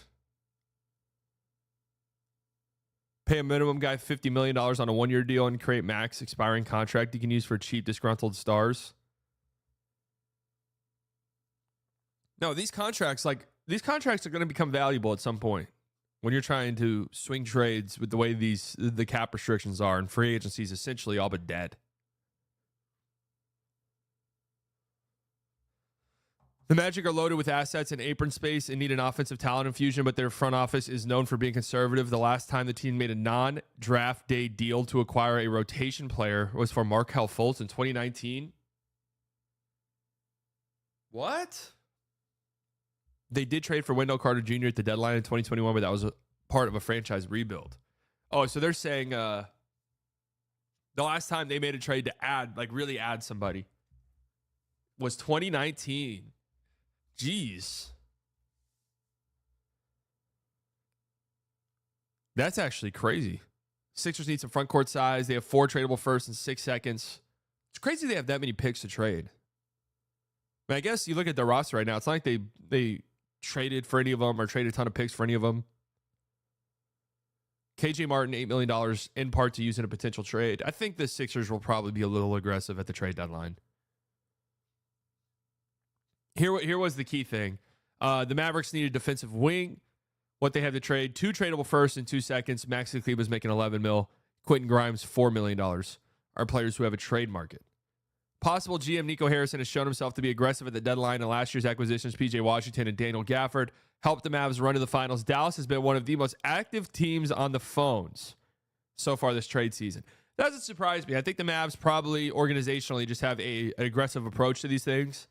And it's just like, hey, make calls. Like, let's see what's out there. Let's kick the tires on some of these things, you know? I'm going to stand on business here and say that I do not think that they're going to do much of anything, if anything at all, at this trade deadline. They're just so injured. I think that plays into it. I think that they're probably going to look at their situation and say, can we afford to trade into too much of our depth with how many injuries that we've dealt with? And also, you're going to run into this weird dilemma where when the trade deadline comes around, I'm going to assume Kyrie's going to be back by that point, but you're still probably going to be without Luka. And you're probably just like, man, let's just wait till Luka gets back. And it is, you look at the trade market, who might be available, teams that are probably going to be selling, and who they have on their roster. It's difficult to figure one out. Now, you always have to remember that you got to look a little bit deeper when it comes to the trades. It's one thing to look at the Nets roster and the Wizards roster and some of these shitty teams, but you have to remember that some teams are going to try to swing bigger trades, and that might include some contracts, some players that have value to contending teams and maybe not rebuilding teams. And maybe you can figure out a way to swoop in and pick up a player that way. Like, think about, obviously it wasn't an in-season trade, but you think about the Drew Holiday trade for the Celtics. Like, could they have imagined themselves getting Drew Holiday before the Dame saga happened? Of course not. That was completely out of the question. But then the Bucks make a trade for Damian Lillard, and now all of a sudden, whoa, Drew's on a rebuilding team. So just think about it. There could be some guys that get rerouted. And those could be players that maybe you didn't initially think were available that are all of a sudden available. I mean, I don't know, Kyle Anderson. Guys like that, I don't know about Kyle Anderson specifically, but yes, guys like that. Where if you're a team making a trade, a rebuilding team making a trade with a contender, and they're sending you back like a rotational wing who's, 29, it's like, we don't really need this guy. Then maybe a team like the Mavericks swoop in. Just out of curiosity, do you think if you focus on NBA in general, like all teams other than just the Mavs, you'd have more subs? Because I agree with most of your takes. Well, that's why we're doing this. Denver Nuggets shooting in depth. They are not permitted to trade any firsts.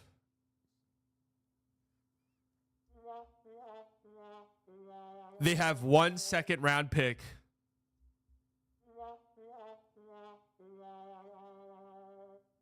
How did it reach this juncture? How did it reach this point? Michael Porter Jr. could be available in the right deal, and Zeke Naji has been available for the past year.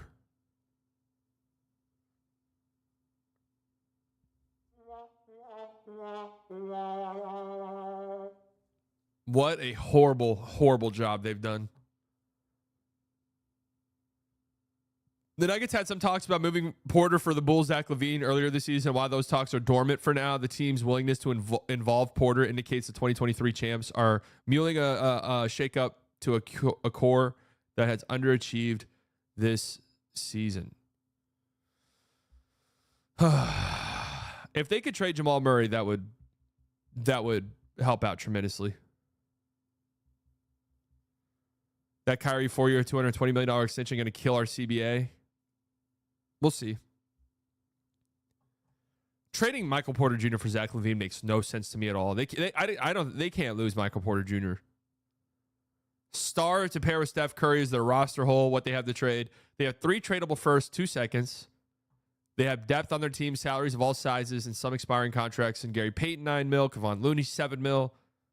Andrew Wiggins making $26 million. They could make a trade. I think Jimmy, there's still a chance Jimmy could end up there. The Warriors looked at deals for LeBron James, Paul George, and Lauri Markkanen in the past year. Yeah, obviously Lauri Markkanen can't get traded this season because he signed that contract extension when he signed it in the summer. Paul George, obviously not going to be available. LeBron, hilarious that they even mentioned that. I mean, looked at deals for LeBron. How far did that get? Are you impressed with the Nuggets-Celtics game last night, Sally? I didn't get a chance to watch it. I instead, after the Mavs game, went back and watched the Suns-Hornets game just to be like, what the hell happened here? Rockets need shootings. I think the Rockets are going to be uber aggressive at the trade deadline.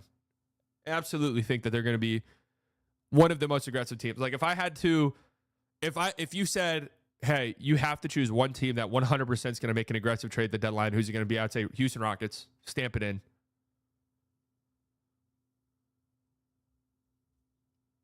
They have 4 tradable firsts in 5 seconds. They have a bunch of valuable young players plus some sizable expiring contracts. Steven Adams, $13 million. That's nice. Jayshawn Tate, $7 million. That's nice. Jeff Green, $8 million. Wendy says unlikely. Houston is playing for the long haul and wants to let this team grow together. The Rockets are in position to make a major swing for a superstar, but there doesn't seem to be one available they're interested in going all in for, at least at the moment. Yeah, maybe not a superstar trade, but I think they're going to do something. Lakers, perimeter defense and size. They have 3 tradable firsts and 2 seconds. Some mid-sized salaries. Gabe Vincent, 11 mil. Rui, 17 mil. Jared Vanderbilt, 12 mil. Is he retired? Rui is one of these guys I mentioned earlier.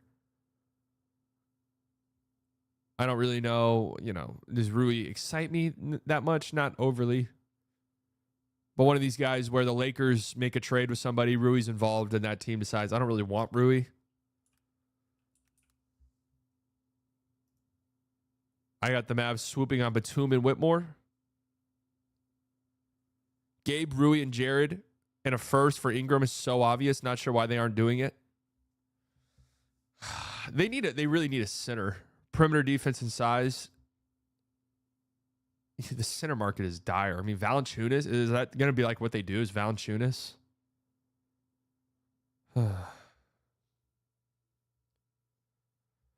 Jokic's only championship game against play-in teams. Can't beat a 50-win team in the playoffs. Gets a pass for being the worst defensive center in the league. Mavs scored 70 points in the paint on him.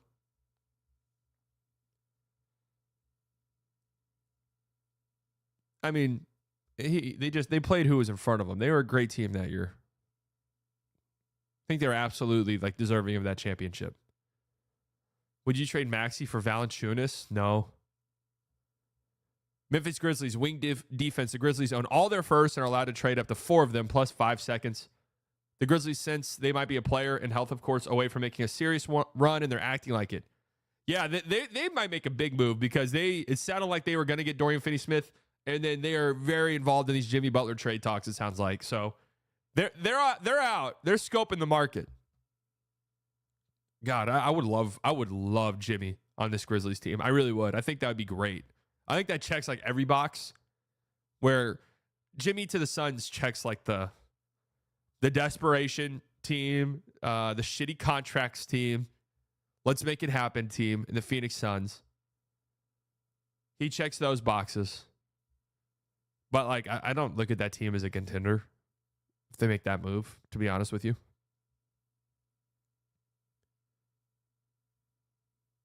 Grizzlies, though, if you're getting a locked-in Jimmy Butler come postseason time, that's interesting. Why is he telling them not to trade for him? Because he probably doesn't want to stay there. He probably doesn't want to sign there and live in Memphis, whatever the case may be. Unfortunate. I wonder if something changes between now and the trade deadline, though. If maybe it's like, hey, the market's not there, Jimmy.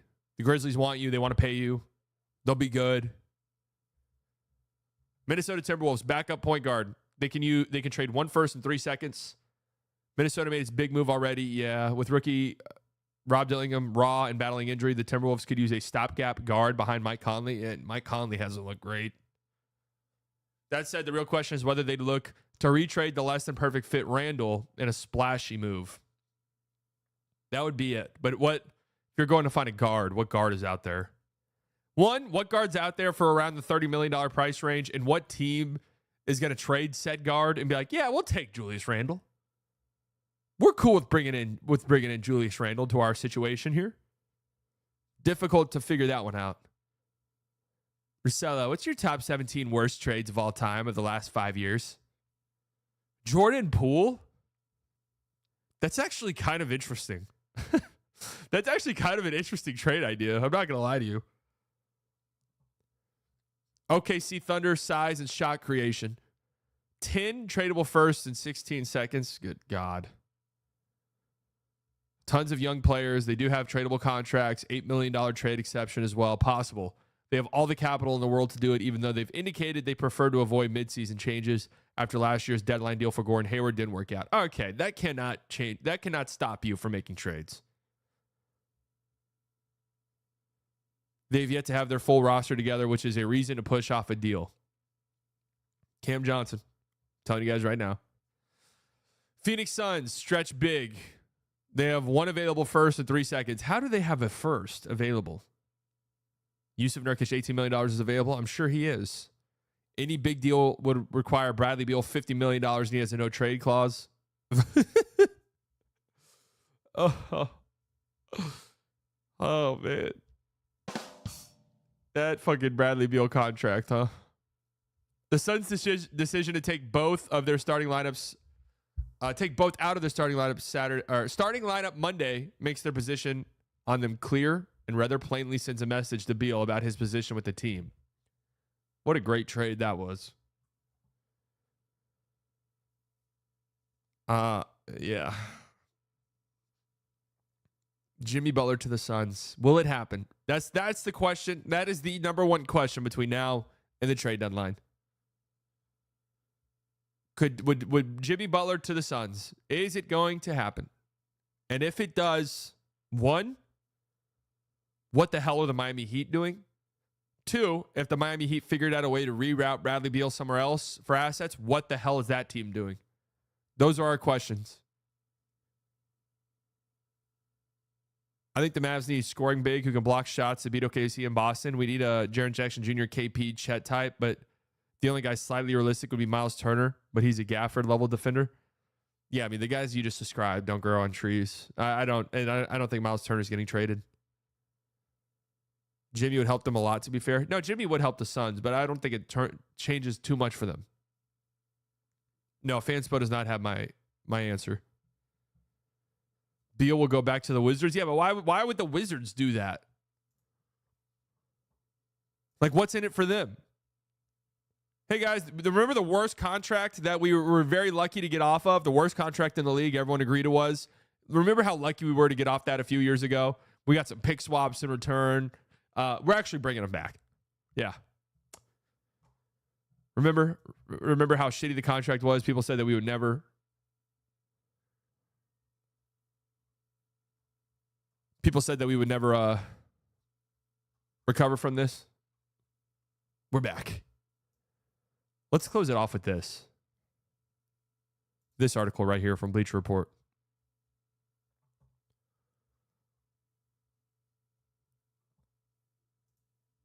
Regrading last season's biggest NBA trades 1 year later. I feel like last trade deadline was kind of popping, huh? There weren't like too many star level trades. Well, I guess Siakam got traded. Maybe I'm just saying it felt like a pop-in trade deadline because the Mavs did some crazy shit.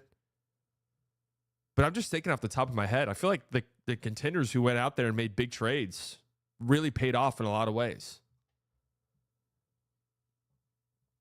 This is by Grant Hughes over on Bleacher Report. Now that we've got nearly a year of distance from some of the 23-24 NBA season's most impactful trades, it's a lot easier to evaluate the pluses and minuses of each transaction. We shall see. No, we should not be aggressive with Gafford. Center becomes a problem for us again. Fans need to stop trying to send him because of a couple rough games. I mean, it's really not even worth talking about or going to war over. It's not going to happen. All these hypotheticals. Like the only hypothetical I've seen where I'm like, hell yeah, I would trade Gafford for that is Herb Jones. And that ain't happening.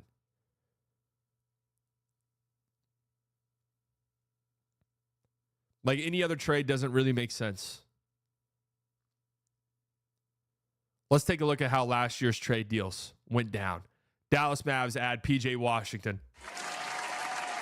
If we're retrading here, if we're regrading this, this is an A++ for the Dallas Mavericks. I mean, this is what a trade's all about if you're a contender. You go out and get a guy who plugs into your starting rotation immediately, changes your identity as a team, and immediately helps you make the NBA Finals, one, obviously. But two, factors into your future plans 100%, but also, dude, damn near single-handedly beat the Oklahoma City Thunder in round 2 last year. A+. What was the trade again? Seth Curry, Grant Williams, and a 2027 first-round pick for P.J. Washington in 2 seconds in return. What a trade. Mavs, A. I'm assuming they don't do A+, because this should be an A+.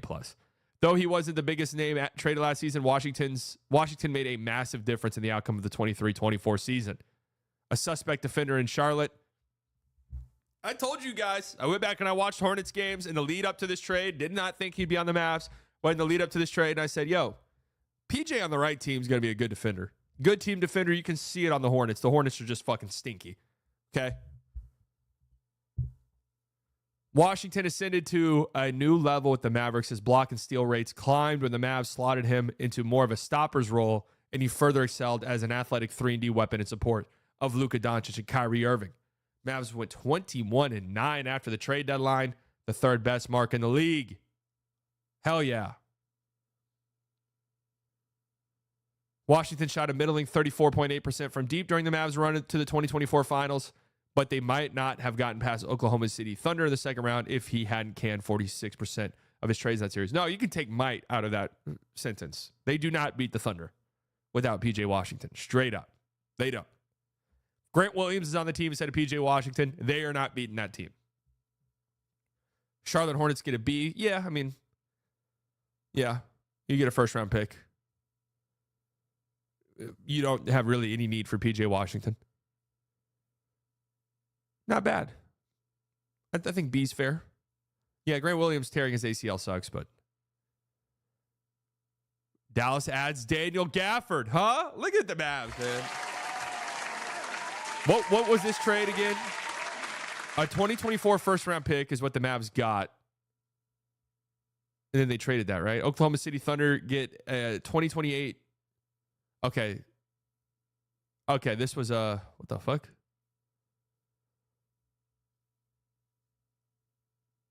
Okay. Let's just the Mavericks. What was the 2024 pick swap the Mavs got? And they traded that. I don't really remember off the top of my head. Was it not a 27 pick swap? Mavs traded one swap for OKC's late first. Okay, yeah, they got that 2024 first round pick and then sent it to the Wizards. That's right. That's right. A little confusing with the layout of it. But the Thunder get a 2028 first round pick swap. In return, the Thunder sent a 2024 first round pick to the Mavericks, which the Mavericks then rerouted to Washington and Rashawn Holmes. So the Wizards get Rashawn Holmes, draft compensation. The Mavericks get Daniel Gafford. The Thunder get a first round pick swap. I mean, if you're the Mavs, this is also an A. I mean, you made the NBA Finals after these. Like, that's the whole point of making trades. You want to position yourself to make the finals. Gafford immediately became the starting center and was great for the Mavs. It has been great for the Mavs. B. Huh? We can't go overboard with the Dallas grade. Even if Gafford has been a positive presence with the team and, like Washington, played a key role in a finals run, Derek Lively is the Mavericks' long-term answer in the middle, and Gafford's 2024 postseason minutes coincided with a net rating drop of 14.8 points per 100 possessions. That's not a fabrication. That's true. That said, Gafford shot 84% from the field and suppressed opponent efficiency at the rim by 5.6% in the 2024 playoffs. Bonus points to Dallas for executing a 2028 pick swap with OKC that netted it a 2024 first rounder, which ultimately got the Gafford deal done. How can the Thunder be an A? The Mavs' size in that series was ultimately the Thunder's downfall, and in a roundabout way, the Thunder helped facilitate a trade that led to the end of their season. That can't be an A, in my opinion. It can't be. Slick move by OKC here. Yeah, I guess it was slick. But I'm looking at it from the viewpoint of you, in a roundabout way, facilitated a trade that helped end your season. And also, many people have said this. You look at it and you're like, damn, the Thunder really could have used a Daniel Gafford. Like, they really could have used a player like that last year. Wizards A-. Washington landed a first rounder, albeit a late one, for a backup center that had no place in its rebuild. Rashawn Holmes is still on the books for $13.3 million. Yeah, I mean, Keyshawn George is who they drafted. It's a fine trade for the Wizards. Getting a first round pick, albeit a late one, and a weak draft, but still, not the end of the world. New York acquires OG Anunoby. The Knicks get OG Anunoby, Precious Achiuwa, Malachi Flynn. The Raptors got RJ Barrett, Emmanuel Quickley, and a second round pick.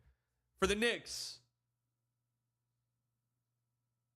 this shit feels like an A. I mean, RJ Barrett was in this weird fit. Emmanuel Quickley, they didn't want to pay him what he wanted. They were pretty much unbeatable last year when OG Anunoby played. B+. Anunoby cost New York a pair of young, starting caliber pieces. And Quickley and Barrett, considering the Knicks are currently second in offensive efficiency, it's hard to argue they're missing the scoring and playmaking contributions of these two. I mean, you didn't give up any picks either. This feels like an A to me. Yeah, he signed a huge, ginormous extension, but he was going to get that. Raptors get a B. In a perfect world, the Raptors would have gotten a first rounder or two out of New York. I think we have pick brain too much, to be honest with you. Like, Quickly's been hurt this season, but I think he's going to be good for them long term. And RJ's been really good since joining the Raptors. Like, I think they did a really good job. I don't know. I think whatever you give the Knicks, you have to give the Raptors maybe. Like, I think I'd give the Raptors a B+ for this. All things considered. The pick brain comes into play. Pascal Siakam to the Indiana Pacers. What was this trade again? Pascal Siakam in a future second for Bruce Brown, Kira Lewis Jr., Jordan Nora, 2 2024 first-round picks. What did those turn into? And the New Orleans Pelicans got cash considerations. B+ for the Pacers. Yeah. Really didn't give up much. Bruce Brown wasn't working out. A couple first-round picks that you probably needed to get off of anyways.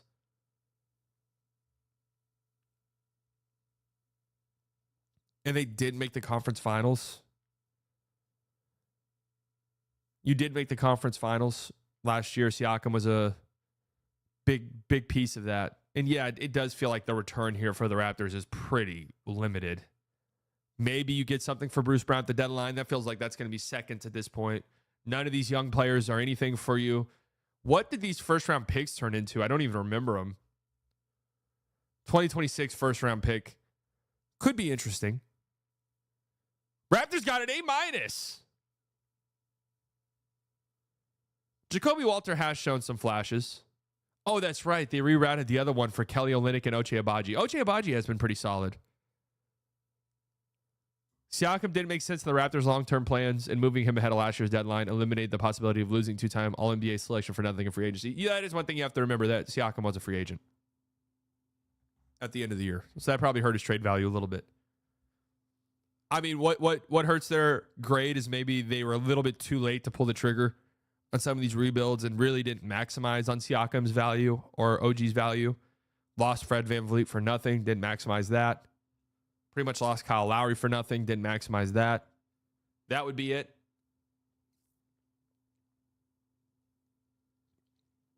But the trade itself, I guess, isn't the end of the world.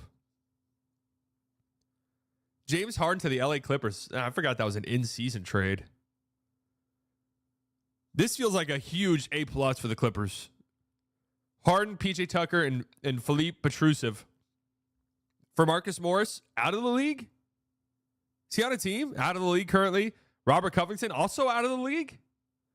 Nick Batum, back on the LA Clippers. KJ Martin. KJ Martin's been pretty solid for the Sixers. A 26 first-round pick from the Thunder. 2028 first-round pick from the Clippers. 2029 first-round pick swap. How did the Clippers have the Thunder's 2026 first-round pick? Yeah, 2028 first-round pick's kind of crazy. Whoa. I'm sorry. No. I can't agree with this. I cannot agree with this. I can't agree with the D+ here. I actually think it's a B, around a B. Let me explain why. I think a lot of what the Clippers have done has been very confusing. But you look at how Paul George looks now. They made the right choice there. They made the right choice not bringing back Paul George. Obviously, a little confusing with how they sort of position themselves to be a win-now team. And they just told Paul George, yeah, we're good. Hey, Paul, you can go, bro. We're good. Harden's high-usage offensive leadership has been integral to keeping a defensive-first Clippers team in the thick of a playoff race, but LA's long-term outlook is still worse now than it was before the trade. Yeah, but they don't give a fuck about that. Their long-term outlook is already shite.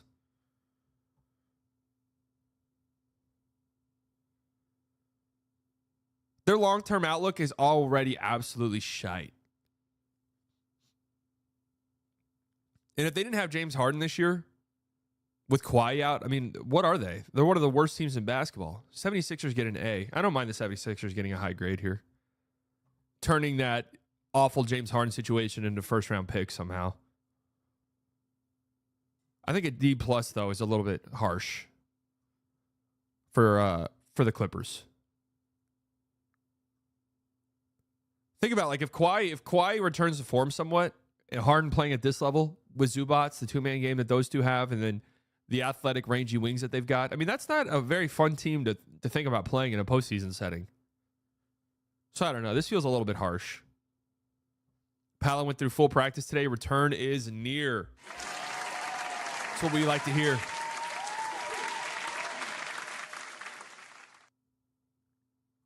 They turned Ben Simmons into a bunch of firsts, essentially. Yeah, that's true. That is true. All right, folks. That's going to do it for me. If you're listening to this on Spotify, leave a 5-star review. I love you. Of course, we've got the game of the century tonight. And I want to give ESPN, not ESPN, the NBA a ton of props here and some ESPN. But I want to give the NBA a ton of props. They are marketing the shit out of this Thunder and Cavaliers game.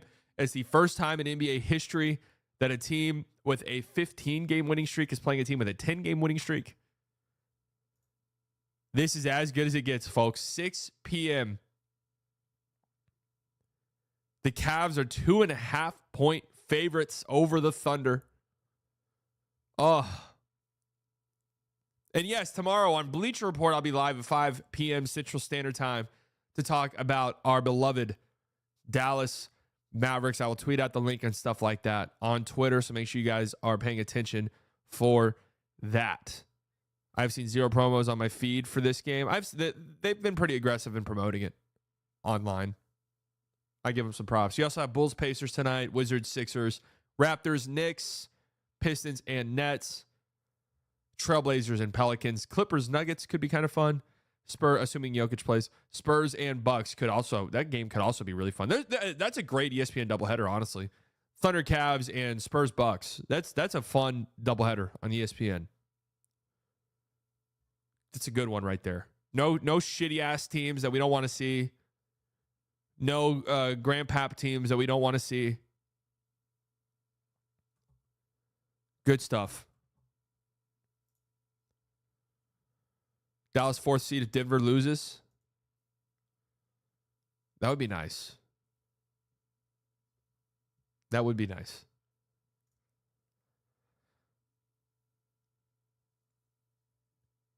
Chet turns into Shad Bradley in the playoffs. Tonight can't top Mavs versus Lakers last night.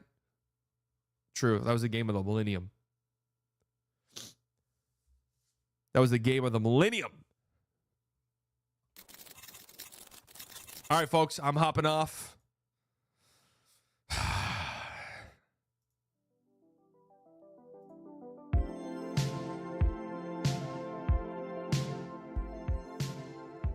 About to run to HEB to get a bigger pot. Sally, now that you're doing longer morning streams again, would you ever run another session of Play Hoops GM? Yeah, maybe.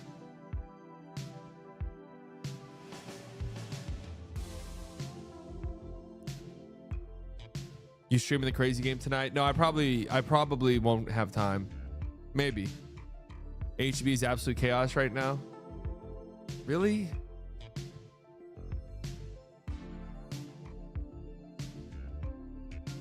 So you're Kevin from The Office this week with a chili? Yes, I am. All right, folks. Thank you all for tuning in. All the OGs, you guys, I love you very much. Could have spent your Wednesday morning anywhere in the world. You decided to spend it here. New subscribers, I promise you guys not regret it. Donations, members, thank you guys so much. You never have to do that, but it helps me out tremendously. And it makes me feel so good. You guys enjoy the rest of your Wednesday. Stay warm. Hey, drip those faucets.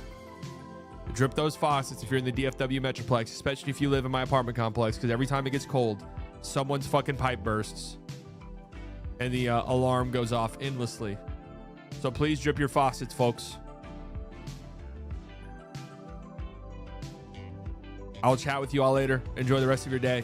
Love you all. What? Swish. What's for lunch? Salad. Love you all. Talk with you all later. Bye.